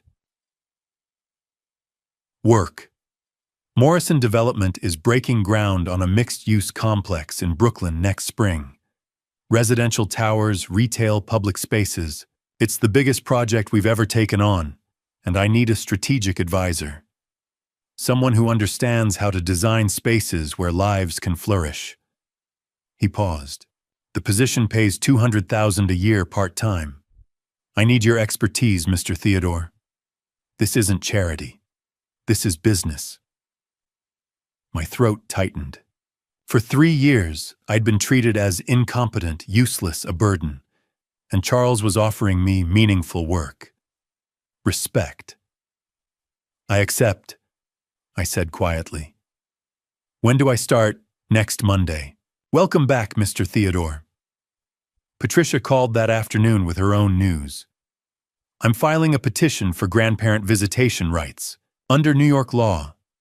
If you can demonstrate a substantial existing relationship with the children and show that visitation is in their best interest, the court can grant it even over a parent's objection." "Can we win?" "You've been a consistent presence in Jackson and Noah's lives for 7 years. You lived with them, cared for them, formed bonds. The conservatorship hearing proved Victoria was manipulative and dishonest." "Yes, Theodore. I think we can win. The hearing is scheduled for 2 weeks from today." 2 weeks. 14 days to build a case that would bring my grandsons back into my life. That evening, James Sullivan called with his report. "Found her. She's renting a 2-bedroom condo in Jersey City. Been there 3 weeks. Neighbors say she keeps to herself. Kenneth's still with her, but he looks rough, drinking heavily from what I can tell. And Theodore. She's in financial trouble. Maxed out 2 credit cards already. No job prospects. Word's gotten around about the conservatorship case." "How much trouble?" "Enough that she's going to be desperate soon." Desperate people make mistakes. I filed that information away. The next day, Daniel Foster showed up at my door. We'd worked together 30 years ago before I started my own firm. He'd gone on to design museums and cultural centers, won awards I'd only dreamed of. "Theodore," he said, pulling me into a hug. "The architecture community has been looking for you. We thought you'd retired to Florida or something. Long story. I heard parts of it. Your daughter. He shook his head. I'm sorry. But listen, there's a reason I'm here. The Architecture Institute wants to honor you with the Lifetime Achievement Award at the Spring Gala. They've been trying to reach you for months. I stared at him. The Lifetime Achievement Award. You designed some of the most iconic buildings on the East Coast. You mentored a generation of architects, including Charles Morrison. The Harbor Towers project changed how we think about residential design. Theodore, you didn't just build buildings. You built a legacy, and we haven't forgotten. Theos, after he left, I stood in the foyer of the house I'd designed, looking at the curved staircase, the custom millwork, the windows that framed the ocean view. Victoria had tried to erase me from this house, from my own history. She'd isolated me, made me invisible. But she couldn't erase 40 years of work. She couldn't erase the respect I'd earned, the relationships I'd built, the reputation I'd spent a lifetime creating. Charles was giving me work. Patricia was fighting for my rights. James was gathering intelligence. Daniel was restoring my professional legacy. And somewhere buried beneath Victoria's lies and manipulation, 2 7-year-old boys remembered their grandfather who taught them to appreciate beautiful things. I wasn't fighting alone anymore. Victoria had isolated me once. She'd weaponized my grief, turned my trust against me, tried to steal everything I'd built with Eleanor. She would never get that chance again. In 2 weeks, we'd face each other in court. This time, the battle wasn't about money or houses or conservatorships. It was about Jackson and Noah, about giving them back their grandfather, about proving that love and integrity matter more than manipulation and lies. And this time, I wasn't just going to win. I was going to make sure my grandsons knew the truth about who their mother was and who I'd always been. 2 weeks later, I sat across from Victoria in a New Jersey courtroom. This time, I wasn't defending myself. I was fighting for my grandsons. Judge Raymond Torres was younger than Judge Brennan, perhaps, in his early 50s, with kind eyes that suggested he'd seen too many families torn apart by spite. He reviewed the petition, then looked at Patricia. Ms. Hayes, you're seeking visitation rights for your client, Mr. Sterling, with his grandsons Jackson and Noah. Yes, Your Honor. Mr. Sterling maintained a consistent, loving relationship with his grandchildren for 7 years until his daughter abruptly severed all contact 3 months ago. This wasn't done for the children's benefit. It was done to punish Mr. Sterling after he successfully defended himself against Miss Sterling's fraudulent conservatorship petition. Victoria's lawyer stood. Your Honor, Ms. Sterling is simply protecting her children from a hostile environment. Her father sued her, humiliated her publicly in court, and has shown nothing but anger and vindictiveness. She can't expose her young sons to that kind of hatred. Judge Torres turned to Victoria. Ms. Sterling, can you explain why you believe your father poses a danger to your children? Victoria's voice was steady, practiced. He's changed, Your Honor. After the conservatorship hearing, he became bitter, angry. I'm afraid of what he might say to my boys, how he might turn them against me. I'm their mother. I have to protect them. Patricia stood. Your Honor, may I present evidence? She laid out bank statements showing the $400,000 Victoria had stolen. She presented James Sullivan's report, documenting Victoria's maxed-out credit cards and mounting debts. She showed the court that Victoria hadn't moved to New Jersey for her children's benefit. She'd fled to escape legal consequences. This isn't about protecting children, Patricia said. This is parental alienation. Miss Sterling is using her sons as weapons to punish their grandfather for refusing to be victimized by her financial exploitation. That's not true. Victoria's composure cracked. I'm doing what's best for my children. Then why? Patricia asked calmly, did you tell Jackson and Noah that their grandfather was dangerous, that he was sick and needed to be sent away? Victoria went pale. They needed to understand. You poisoned their perception of a man who loved them unconditionally for 7 years. Judge Torres held up a hand. Ms. Hayes, do you have additional witnesses? Yes, Your Honor, Kenneth Sterling. Kenneth walked to the stand, looking different from the last time I'd seen him. Sober, clear-eyed. He'd lost weight, and there was something resolved in his posture. Mr. Sterling, you're the children's father and Miss Sterling's husband. What's your testimony regarding Mr. Theodore Sterling's relationship with his grandchildren?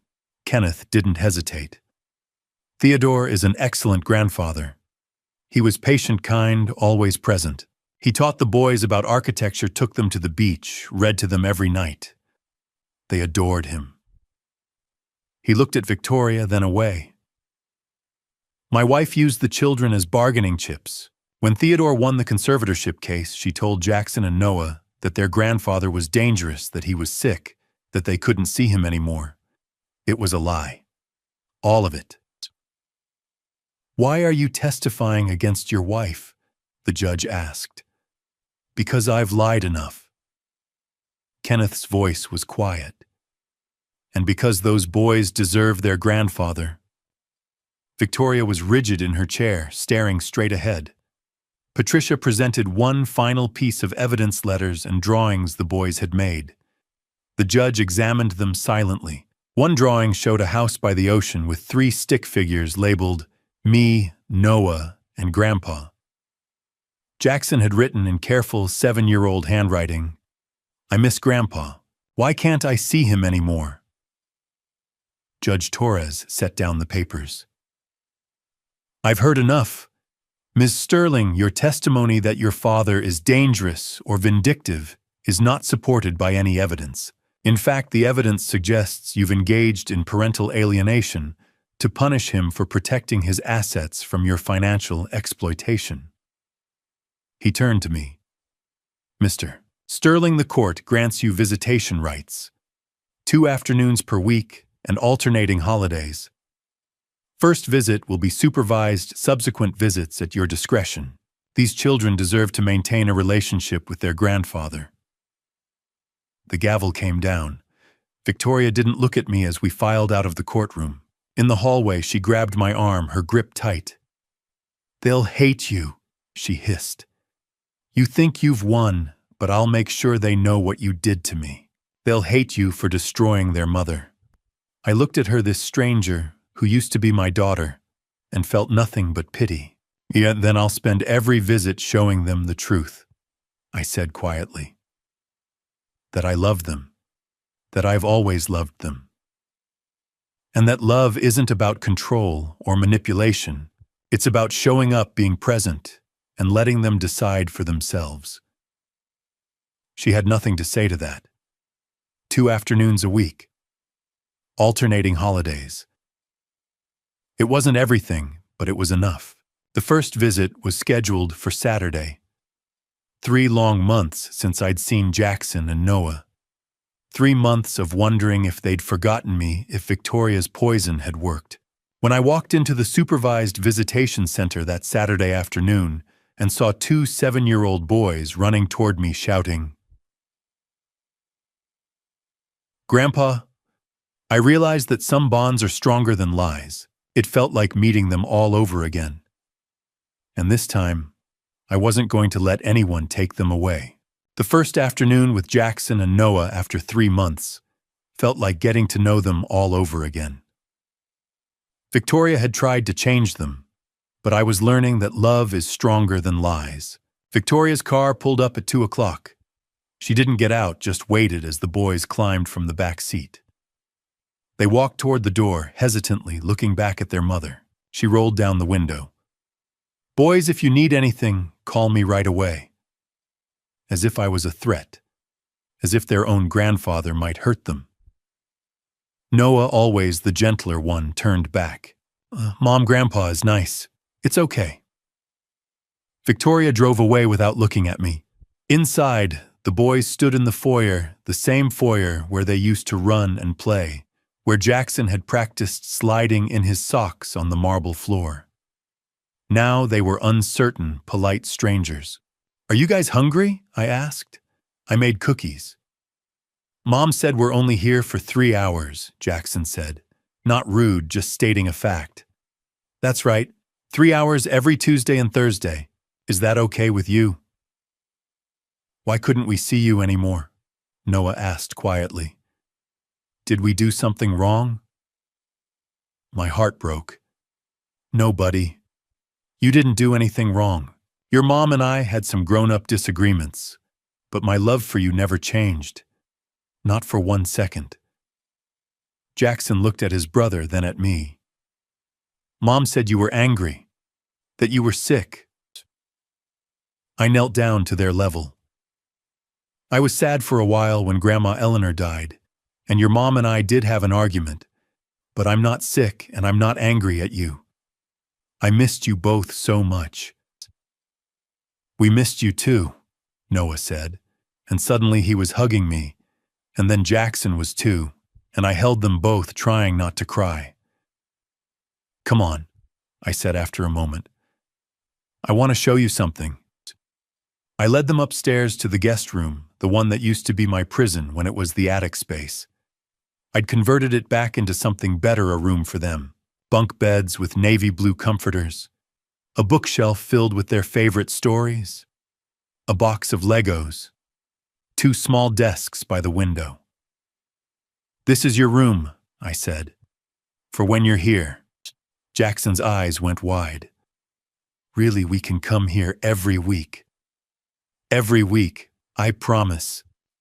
They spent 20 minutes just exploring, deciding who got the top bunk, pulling out books, arguing good-naturedly about where to put the Lego castle they immediately started building.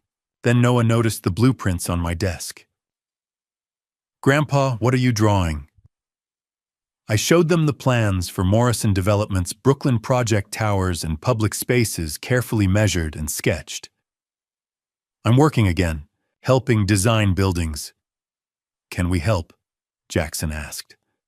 So we spent the next 2 hours drawing together. I gave them graph paper, and pencils showed them how to sketch a simple floor plan, how to think about where windows should go, how to design a room that felt welcoming. They drew houses with crooked lines and impossible proportions, and I praised every single one. When Victoria's car pulled up at 5 o'clock, Noah looked at me. "Do we have to go?" "For now, but you'll be back on Thursday." "Promise. Promise." They hugged me goodbye, real hugs, not the hesitant ones from earlier, and ran to the car. That night my phone buzzed, a text from Victoria's number. "Today was so fun. Can we really come back next week, Jackson?" He'd snuck his mother's phone. I typed back, "Absolutely. Every week, I promise." "Good. We missed you." I sat in Eleanor's reading nook, her photo on the side table, and let myself feel something I hadn't felt in months. Hope. The healing would take time. Victoria's poison hadn't completely worn off. The boys were still cautious, still caught between their mother's lies and their own memories of who I'd always been. But today, they'd chosen to believe in me. They'd chosen to draw pictures and build Legos and ask if they could come back. And that was enough. For now, it was enough. 6 weeks after that first visit, I stood backstage at the National Architecture Awards. 500 industry leaders filled the ballroom, ready to honor my career. And in the front row, the 2 most important people were waiting. Daniel Foster found me adjusting my bow tie. Nervous, terrified. I admitted. He smiled. "Don't be. Everyone out there has been waiting for you to come back. You belong here, Theodore. You always did." Then I heard a familiar voice. "Mr. Sterling." I turned. Kenneth stood there looking healthier than I'd seen him in years, sober, clear-eyed, wearing a suit that actually fit. And beside him, in matching navy suits, with tiny bow ties, were Jackson and Noah. How did you?" The boys wanted to see their grandpa get honored, Kenneth said quietly. They asked if they could come. I figured, well, Victoria doesn't know we're here. She thinks they're at a friend's birthday party. Jackson ran forward and hugged me. Grandpa, you look fancy. So do you, buddy. I looked at Kenneth. Thank you. It's the least I could do. He squeezed my shoulder. You deserve this. All of it. The ceremony began. I watched from backstage as awards were presented: Young Architect of the Year, Sustainable Design, Innovative Residential Spaces. And then Charles Morrison walked to the podium. The Lifetime Achievement Award. He began, recognizes an architect whose work has fundamentally shaped our profession and our communities. This year's recipient designed some of the most iconic structures on the East Coast: the Harbor Towers, the Riverside Complex, dozens of private residences that set new standards for how we think about space and light and the way buildings can enhance human lives. He paused, looking out at the audience. But beyond his designs, this man shaped people. He mentored a generation of architects, including me, 25 years ago, when I was a kid, fresh out of Columbia, with no connections and no prospects. Theodore Sterling gave me my first real chance. He taught me that architecture isn't just about structures, it's about legacy, about creating spaces where lives can flourish. My throat was tight. For years we lost track of him, Charles continued. Tonight we welcome him back. Ladies and gentlemen, the Lifetime Achievement Award goes to Theodore Sterling. The room erupted. 500 people rose to their feet, applauding. I walked onto that stage, the same stage where I'd once presented my Harbor Towers design 30 years ago, and accepted the Crystal Award from Charles.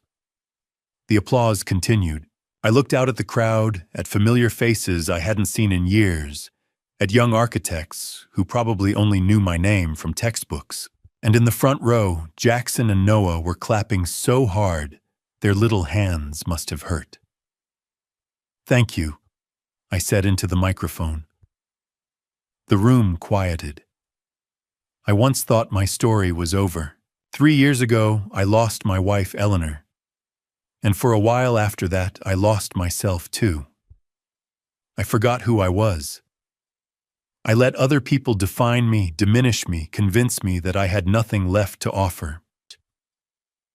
I looked directly at my grandsons, but I learned something. Legacy isn't what you build with your hands. It's what you leave in people's hearts. It's the way you treat others when no one's watching. It's choosing kindness over cruelty, truth over lies, integrity over convenience. The room was silent now, listening. To every young architect here tonight, don't let anyone make you forget who you are. Your worth isn't determined by your last project or your current circumstance. It's determined by how you treat people, how you stand up for what's right, and whether you remember that our work is about serving something larger than ourselves. I held up the award. This belongs to everyone who believed in me when I'd stopped believing in myself. Thank you. The standing ovation lasted 3 full minutes. Afterward, as we left the ceremony, Jackson held my hand. The street was lit with city lights, and his little bow tie was already crooked. Grandpa, he said, looking up at me with wide eyes, when I grow up, I want people to clap for me like that. I knelt down, straightening his tie. Then be honest, be kind, and be yourself. The applause will come. Promise, promise. 3 days later, the photo appeared in Architectural Digest. Me in my tuxedo holding the Crystal Award with Jackson on my left and Noah on my right, all 3 of us smiling. The caption read, Theodore Sterling, flanked by his grandsons, accepts the Lifetime Achievement Award after years away from the public eye. The magazine was sent to every major architecture firm in the country, including, I knew, Victoria's mailbox, The photo appeared in Architectural Digest 3 days after the ceremony. Me in my tuxedo holding the Crystal Award with Jackson and Noah on either side. That afternoon, Victoria showed up at my door. I was reviewing blueprints for the Brooklyn project when the doorbell rang. Through the window, I saw her car in the driveway. No scheduled visit today. No court date. No reason for her to be here. But there she was, standing on the porch in jeans and a sweater, instead of her usual designer clothes. She looked smaller, tired. "Can I come in?" I stepped aside. She walked through the foyer, slowly taking in the changes. I'd spent months restoring what she'd erased. Eleanor's family photographs lined the hallway. The abstract art was gone, replaced by watercolors Eleanor and I had collected. Eleanor's velvet chair sat by the bay window. Her vintage books on the mantel. The brass telescope from Maine. The framed sketches from my early projects. "You changed everything back," Victoria said, touching a family photo on the wall. I restored it. There's a difference. Changing implies it was wrong before. I simply brought back what belonged here. She turned and I saw something I hadn't seen in years: vulnerability, fear. I saw the photo, you and the boys at the awards ceremony. Kenneth brought them. They wanted to be there. I know. She sank onto the sofa, the same sofa where she'd once entertained friends, while I served tea like a ghost. "I'm not here to fight. I'm here because I'm desperate." I remained standing, waiting. I'm broke. The rent's 2 months overdue. Eviction notice came last week. I'm behind on utilities, credit cards, the boys' tuition. My car payment is late. Kenneth's drinking again and not contributing. I've applied to 20 firms. No one will hire me. Word got around about the conservatorship case. I felt no satisfaction, just sadness. The boys ask questions I can't answer," she continued. "Why can't we afford new clothes? Why did we leave the big house? They're 7, and they're learning what it means to be broke." "What did you expect, Victoria?" "I don't know." Her voice cracked. "I thought I could control it.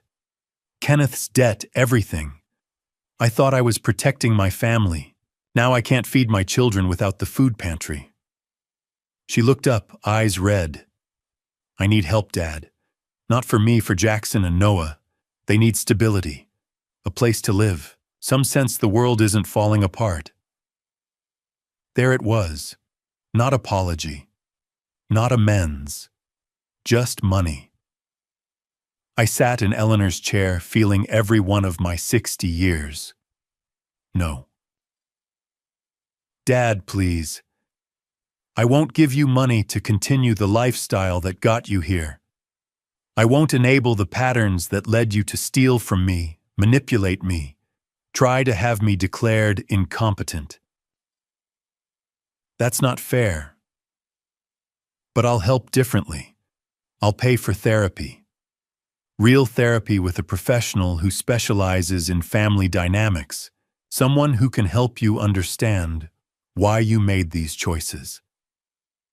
Victoria wiped her eyes. "I don't need therapy. I made mistakes, but I'm not broken. I just need help getting back on my feet. 3 months of rent, maybe $5,000 for expenses. And then what? 6 months from now, you'll be back in the same position because you haven't dealt with the underlying problems. The underlying problem is, I don't have enough money. The underlying problem is that you spent 3 years viewing me as an asset to exploit rather than a father to love, that you taught your children to see their grandfather as a servant, that you were willing to destroy me legally and financially to get what you wanted. Money won't fix that. Only you can by doing the hard work." She grabbed her purse, hands shaking. "So you're letting your grandchildren suffer because you're angry. I see Jackson and Noah twice a week, every other holiday. I know they're fed, clothed, and safe. If they weren't, Patricia Hayes would have emergency custody papers filed in 24 hours. I stood. You're not using them as leverage anymore. That doesn't work.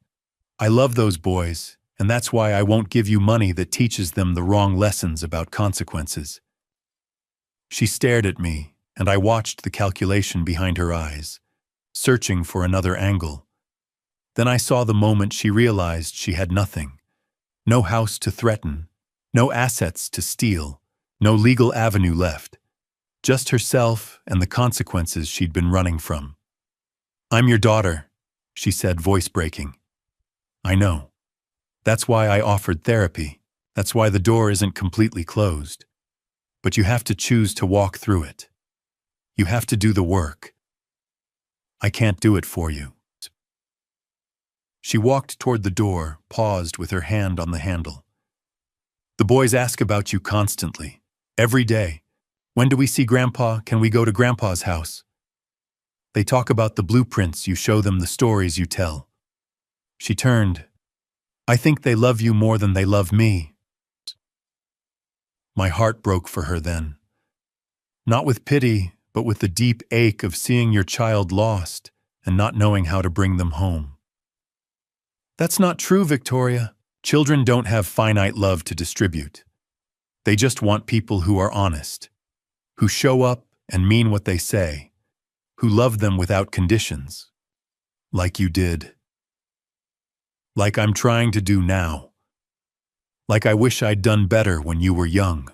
Maybe if your mother and I had set better boundaries, been more present instead of focused on the business." I trailed off. "But I can't change the past. I can only try to do better now. And right now, that means not enabling your destructive patterns." She opened the door. Cool autumn air swept in, carrying salt from the ocean. "The therapy offer stands," I said. "Whenever you're ready." She walked to her car without answering, got in, and drove away. I stood in the doorway watching until her taillights disappeared the same driveway where I'd watched her leave months ago, screaming that I'd die alone. But this time felt different. Final. No anger, no triumph. Just quiet acceptance. She'd had every chance to choose truth over lies, family over greed, growth over stagnation. She'd chosen herself. At the conservatorship hearing, at the visitation hearing, and now when I'd offered real help and she'd asked for cash instead. I closed the door and walked through the house I'd reclaimed. In the evening light, Eleanor's photographs glowed softly.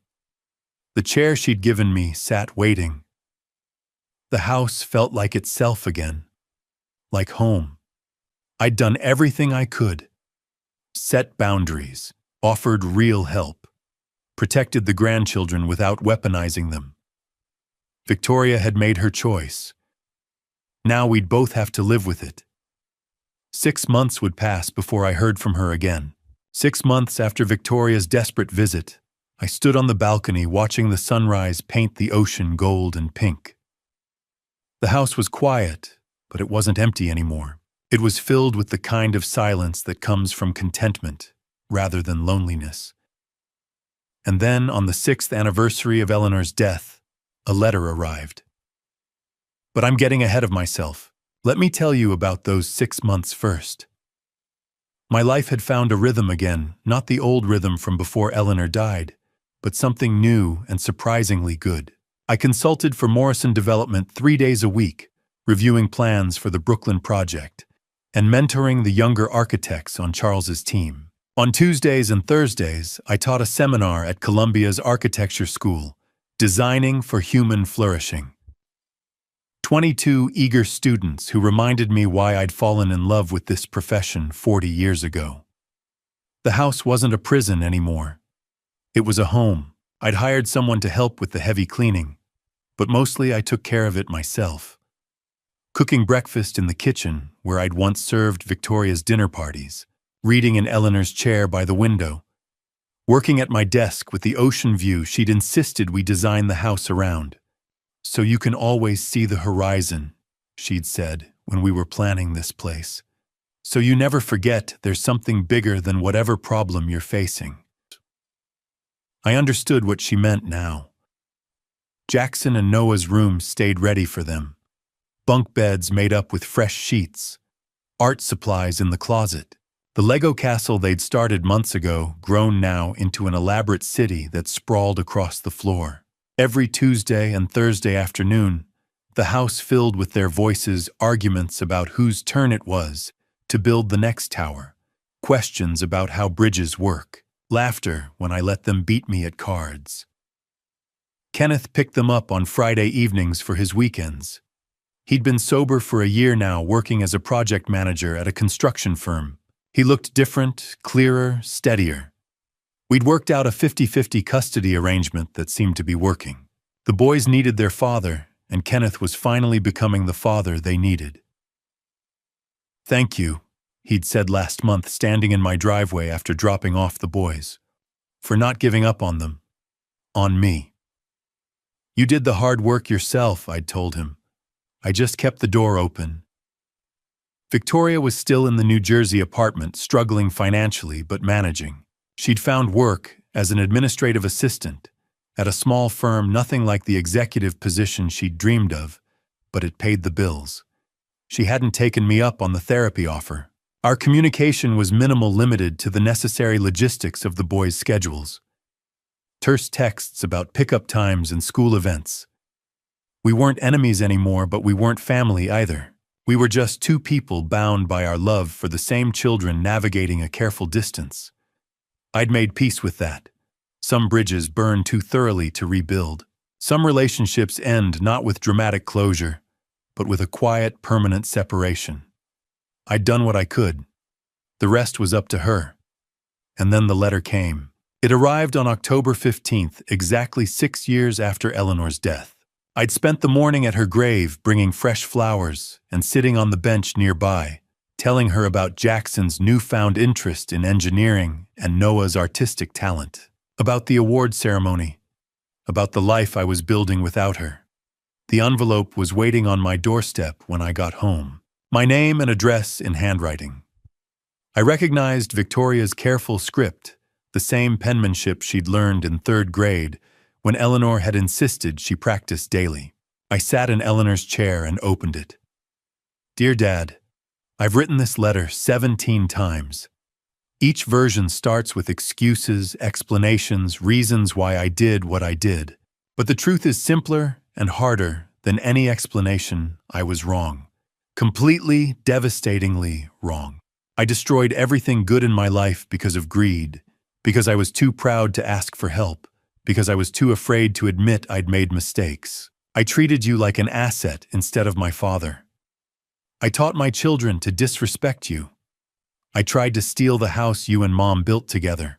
I almost succeeded in having you declared incompetent, when you're one of the sharpest, kindest people I've ever known. There's no fixing what I did.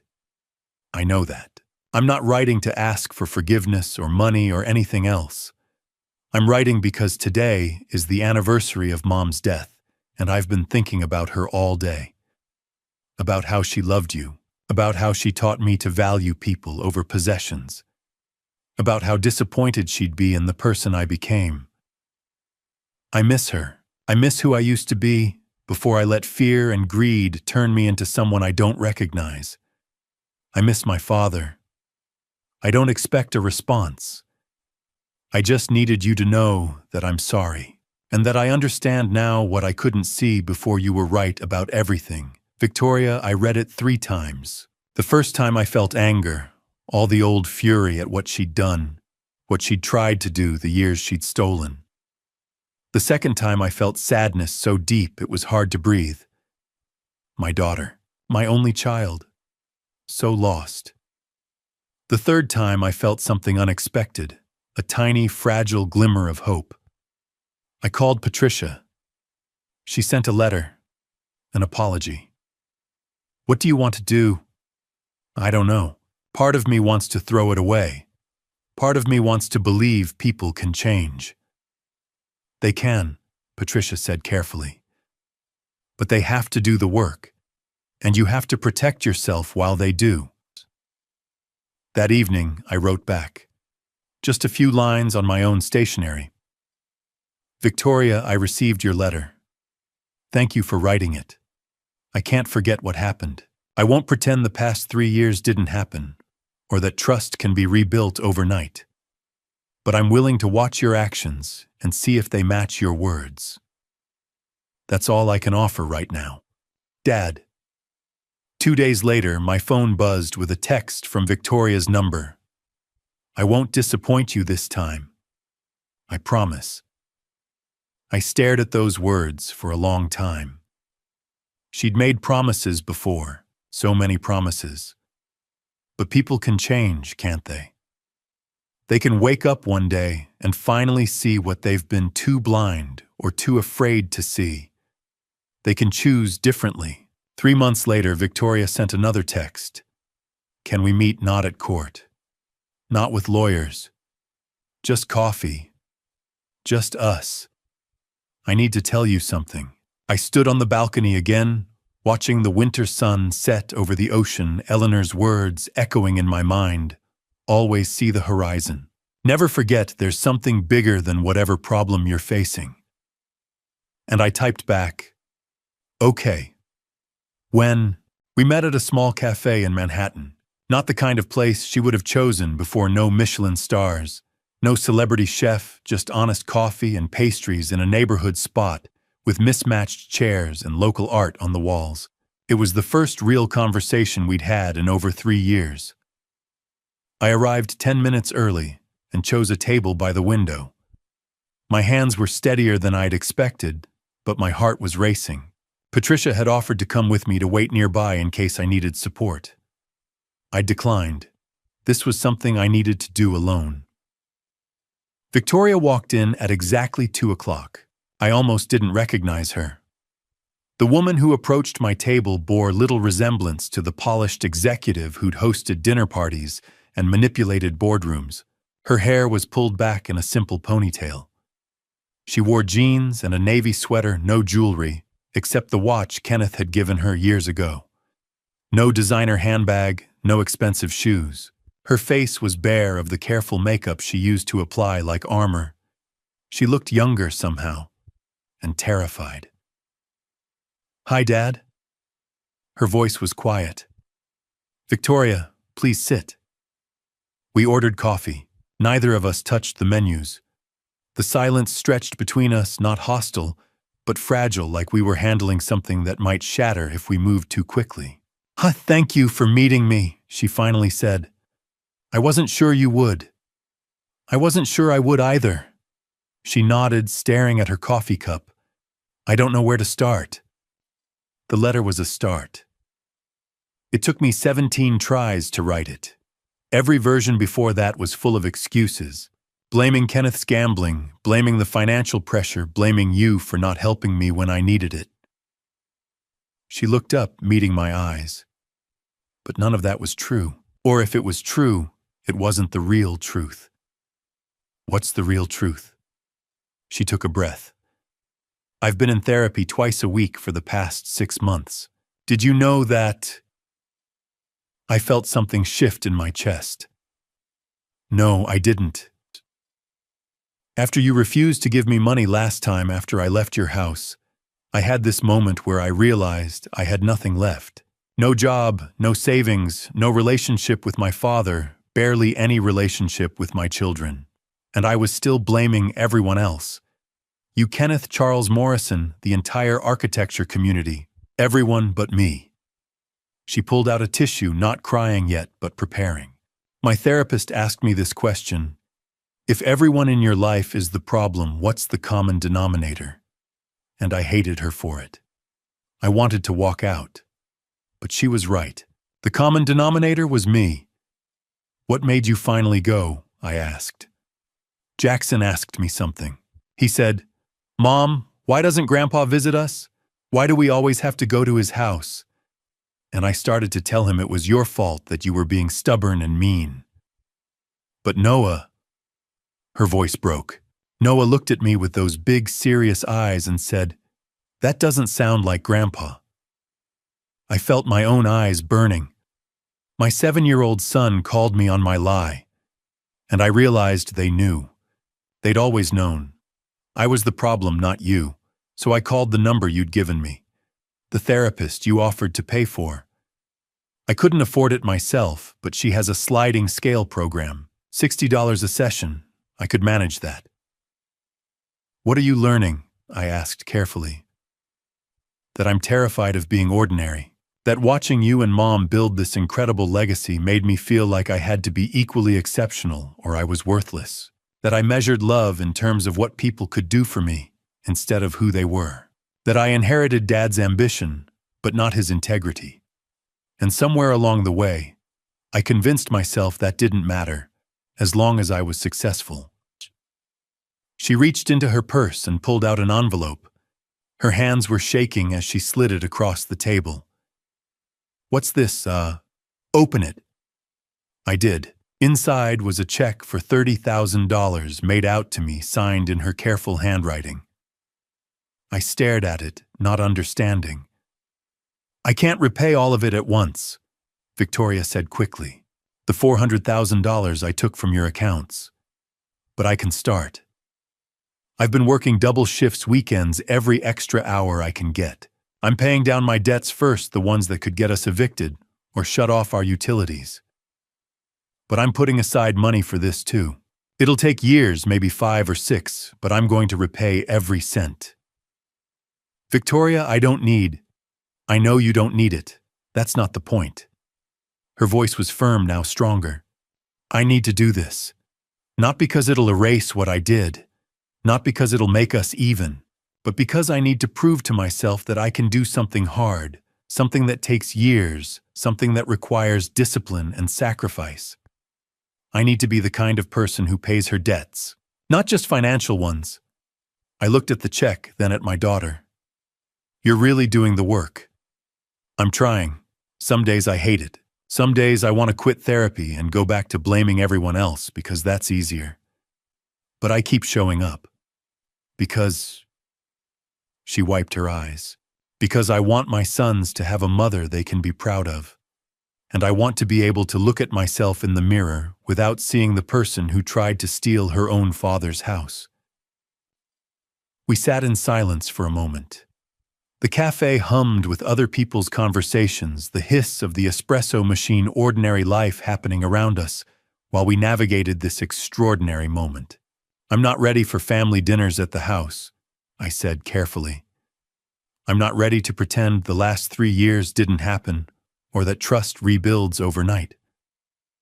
I know. But I appreciate this. The therapy, the check, this conversation. I appreciate that you're trying. Is that enough for now? I thought about Eleanor, about what she would say, about the boys and the life I'd built, and the boundaries that had saved me, about the fact that people can change, but change is a process, not an event. For now, I said, it's enough. Victoria's face crumpled. She covered it with her hands, shoulders shaking with sobs she'd been holding back for months, maybe years. I reached across the table and put my hand on her arm. Not a hug, not absolution. Just contact. Connection. A bridge beginning to form across the canyon we'd created. When she finally looked up, mascara-free tears streaking her face, I said something I hadn't said in over a year. I'm proud of you for trying, Victoria. That takes courage. She nodded, unable to speak. We finished our coffee, made no plans for another meeting, but didn't rule it out either. When she left, she squeezed my hand briefly. Thank you, Dad, for not giving up on me completely. You're my daughter. I never gave up. I just had to protect myself while you figured things out. After she was gone, I sat alone with my cooling coffee and the check on the table. $30,000. A first installment on a debt that would take years to repay. But it wasn't about the money. It had never been about the money. It was about Victoria learning that actions have consequences, that integrity matters more than success, That love is something you demonstrate through consistent, difficult choices over time. Lessons I wished I'd taught her better when she was young. Lessons she was finally painfully learning now. I pulled out my phone and called Kenneth. "Hey Theodore, everything okay with the boys?" "Boys are fine. I just had coffee with Victoria." There was a pause. "Oh, how did that go?" I looked out the window at the Manhattan street, at people rushing past with their own complicated lives and broken relationships and small acts of courage. "Surprisingly," I said, hopeful. "Really. She's in therapy. She's paying back what she stole. She's doing the work, Kenneth. Real work." "That's—" His voice caught. "That's good. That's really good. The boys will be happy to hear you two are talking again." "We're not there yet. It'll be a long time before we're a family again in any real sense. But maybe we're on the road." After we hung up, I sat with that thought. The road. Not the destination. Not some fantasy of everything being perfect and all wounds healed. Just the road. One conversation, one check, one moment of honest tears at a time. 3 more years would pass before all of us, me, Victoria, Kenneth, Jackson, Noah, would sit together in the same room without court orders or supervised visits or lawyers drafting agreements. 3 years of therapy sessions and repayment checks and awkward coffee meetings and slow, painful growth. But this was a start. And sometimes a start is all you can ask for. 3 years after I reclaimed my house, Jackson turned 10 years old. And for the first time since everything fell apart, our entire family sat together in one room. The backyard was full of children's voices, Jackson and Noah's friends from school running through the garden that Eleanor and I had planted decades ago. The red maples were in full autumn color, the same trees that had witnessed Eleanor's last afternoon, now rustling with laughter and soccer balls and birthday chaos. Jackson and Noah were almost unrecognizable from the scared 7-year-olds who'd been caught in their mother's war. At 10, they were confident, curious kind. Jackson wanted to be an engineer. Noah still loved to draw, and his sketches of bridges and buildings covered the walls of their room upstairs. They'd spent last weekend with me working on a model of the Brooklyn project, asking questions about load-bearing walls and foundation design. I was arranging plates on the outdoor table when I heard the side gate open. Victoria walked through carrying a wrapped present, her steps hesitant. She'd cut her hair shorter. She looked professional, but not pretentious blazer and jeans, simple jewelry. 3 years of therapy and hard work had changed more than her wardrobe. Our eyes met across the yard. I walked over and opened my arms. She stepped into them, and I hugged her, brief but real. "Welcome home, Victoria." Her breath caught. "Thanks, Dad." The party unfolded around us. Charles Morrison was there with his wife, telling Jackson stories about his grandfather's legendary Harbor Towers design. Patricia Hayes sat with Daniel Foster, both of them looking pleased that the crisis they'd helped navigate had found resolution. Kenneth arrived with his girlfriend, a kind woman who taught elementary school, and whom the boys adored. He caught my eye and nodded a silent acknowledgement of how far we'd all come. Kenneth had been sober for 4 years now. He and Victoria had divorced 2 years ago, amicably, finally mature enough to recognize they'd never been right for each other. But they'd become excellent co-parents. I'd watched them coordinate schedules, attend school conferences together, split holidays fairly. They'd learned to put Jackson and Noah first. Mid-afternoon, Victoria found me by the drink table. She pulled an envelope from her purse. "Last one," she said quietly. I opened it. A check for $8,000, the final installment of the $400,000 she'd stolen. "You did it," I said. "It took 3 years and working every extra shift I could get, but yes, I did it." She looked at me. "I needed to finish this before today, before Jackson's party. I needed to walk into this house without that debt hanging over me. How does it feel like I can finally breathe?" She glanced across the yard to where Patricia was watching us. I told her the same thing earlier. She said you'd be proud. I am. Later, as the sun began to set and the children were attacking birthday cake, I stood and tapped my glass. The conversations quieted. I want to say something, I began. 3 years ago, this house stopped being a home. It was just a building, beautiful, yes, but empty of what mattered. I was alone here fighting to reclaim not just the property, but my life, my dignity, my relationship with my grandchildren. I looked around at the faces gathered in my backyard. Today, this house is home again. Not because I won some legal battle, though I did, but because the people who matter are here. Because my grandsons know their grandfather loves them. Because old friends showed up when I needed them.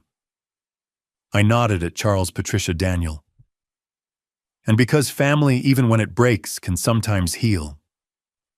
My gaze found Victoria.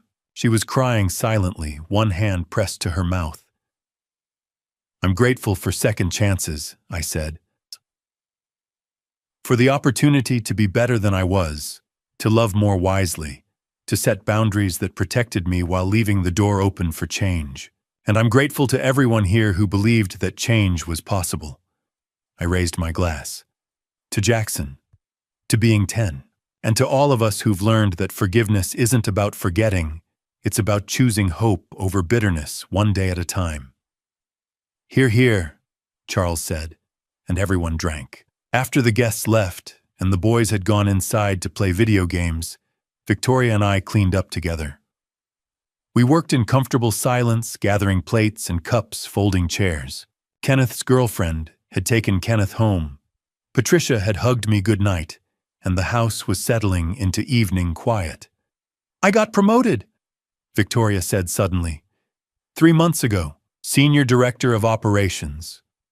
I didn't tell you because I wanted to make sure it stuck, that I earned it through my work and not through connections or manipulation. That's wonderful, Victoria, truly. It's strange. Everything I wanted before status, money, recognition, I have some of it now. But it feels different. Better. Because I know I earned it honestly.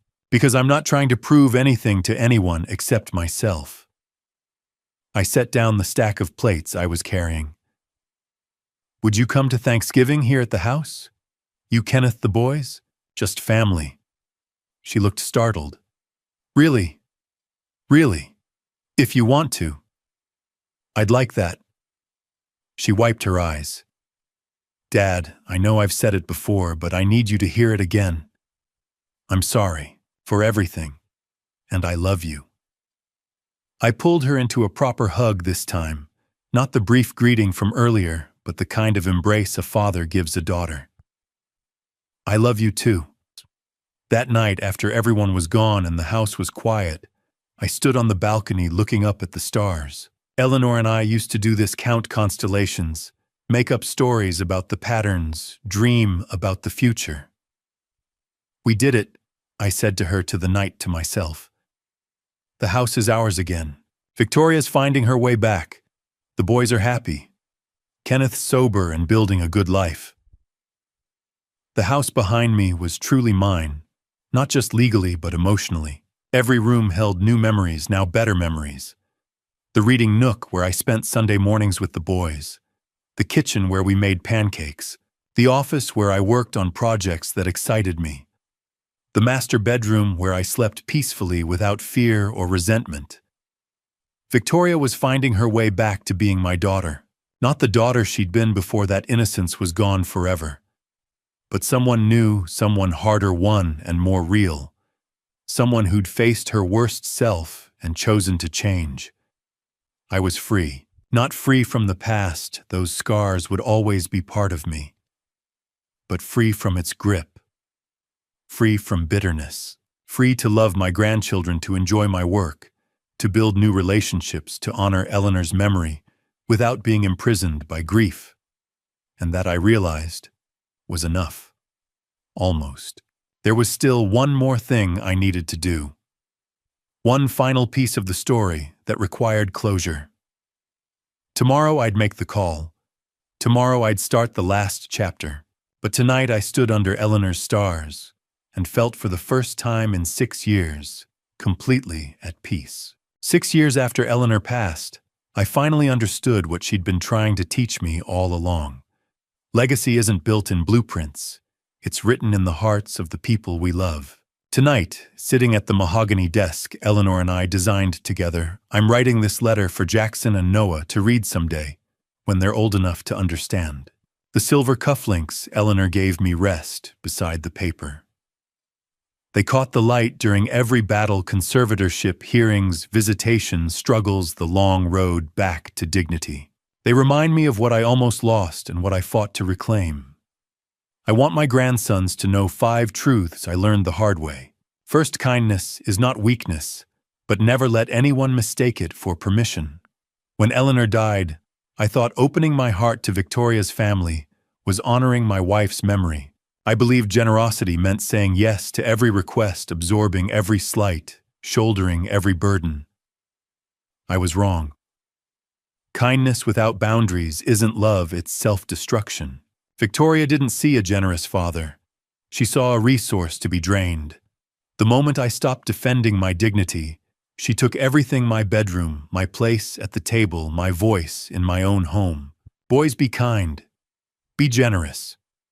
But the instant someone treats your kindness as weakness, draw the line. Compassion that costs you your self-respect isn't compassion, it's surrender. Second, boundaries are not cruelty. They are the highest form of love. For 2 years, I told myself that saying no to Victoria would be selfish, that a good father sacrifices everything. I was so afraid of being called difficult or ungrateful that I let her walk all over me. It nearly destroyed me. The day I finally said no, when I refused to sign over my assets, when I stood up in court, when I told Victoria I wouldn't give her cash without accountability, I thought I was being harsh. I wasn't. I was teaching her that love doesn't mean enabling someone's worst impulses.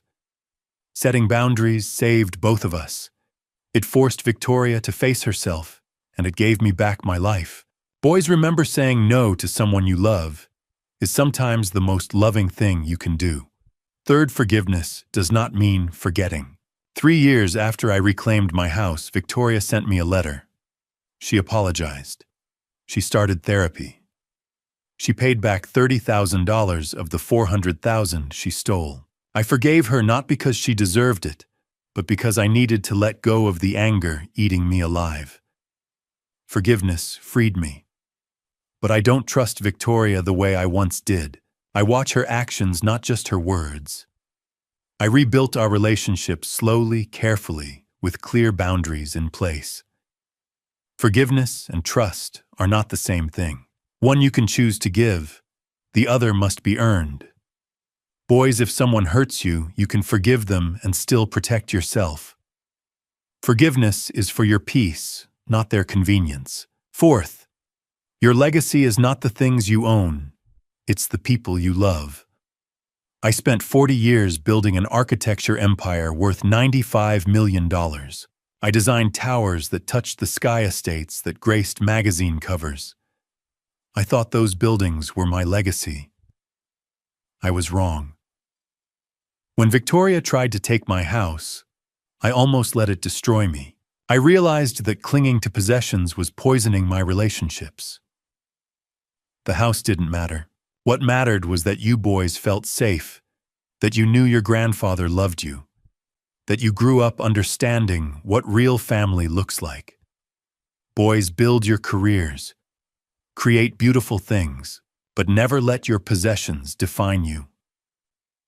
People remember how you made them feel, not what you owned. Fifth, it is never too late to start over. I was 60 years old when I stood in that courtroom and fought for my life. 60. Most people would say that's too old to rebuild. They're wrong. I took a consulting job. I mentored young architects. I fought for visitation rights. I restored my home and my reputation. Starting over at 60 taught me that resilience has no expiration date. Boys, if life knocks you down, and it will get back up. Whether you're 20 or 60 or 80, you can always choose to begin again.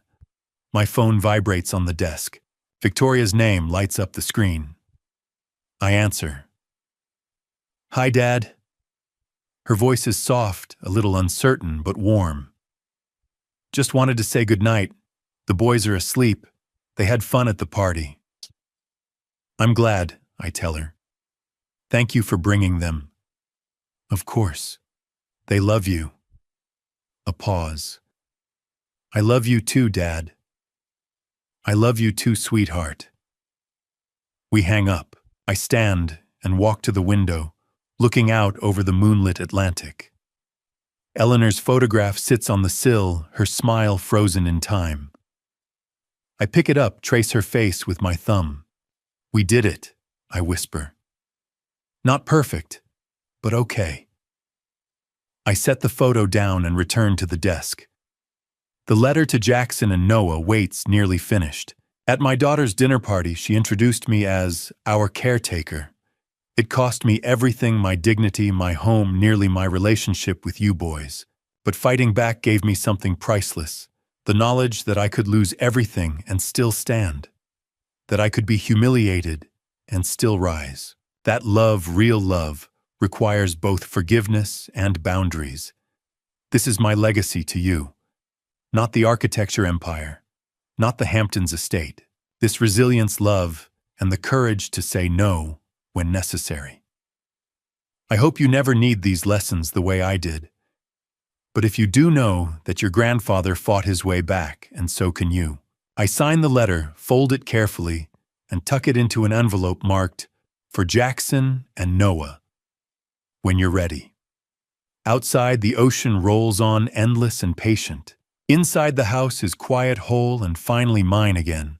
Looking back at my journey, I see a man who almost lost everything because he couldn't say one simple word, no. Family betrayal cuts deeper than any stranger's cruelty. It comes from the people you raised, the ones who know exactly where to strike. When Victoria labeled me our caretaker, she erased 60 years of sacrifice and legacy in a single sentence. Don't be like me. Don't mistake silence for peace or sacrifice for love. I ignored every red flag, the stolen bedroom, the erased photos, the forged signatures, because I was terrified of conflict. That fear nearly cost me my home, my grandsons, and my dignity. Grandpa stories like mine aren't rare. They're hidden in silence, buried under shame.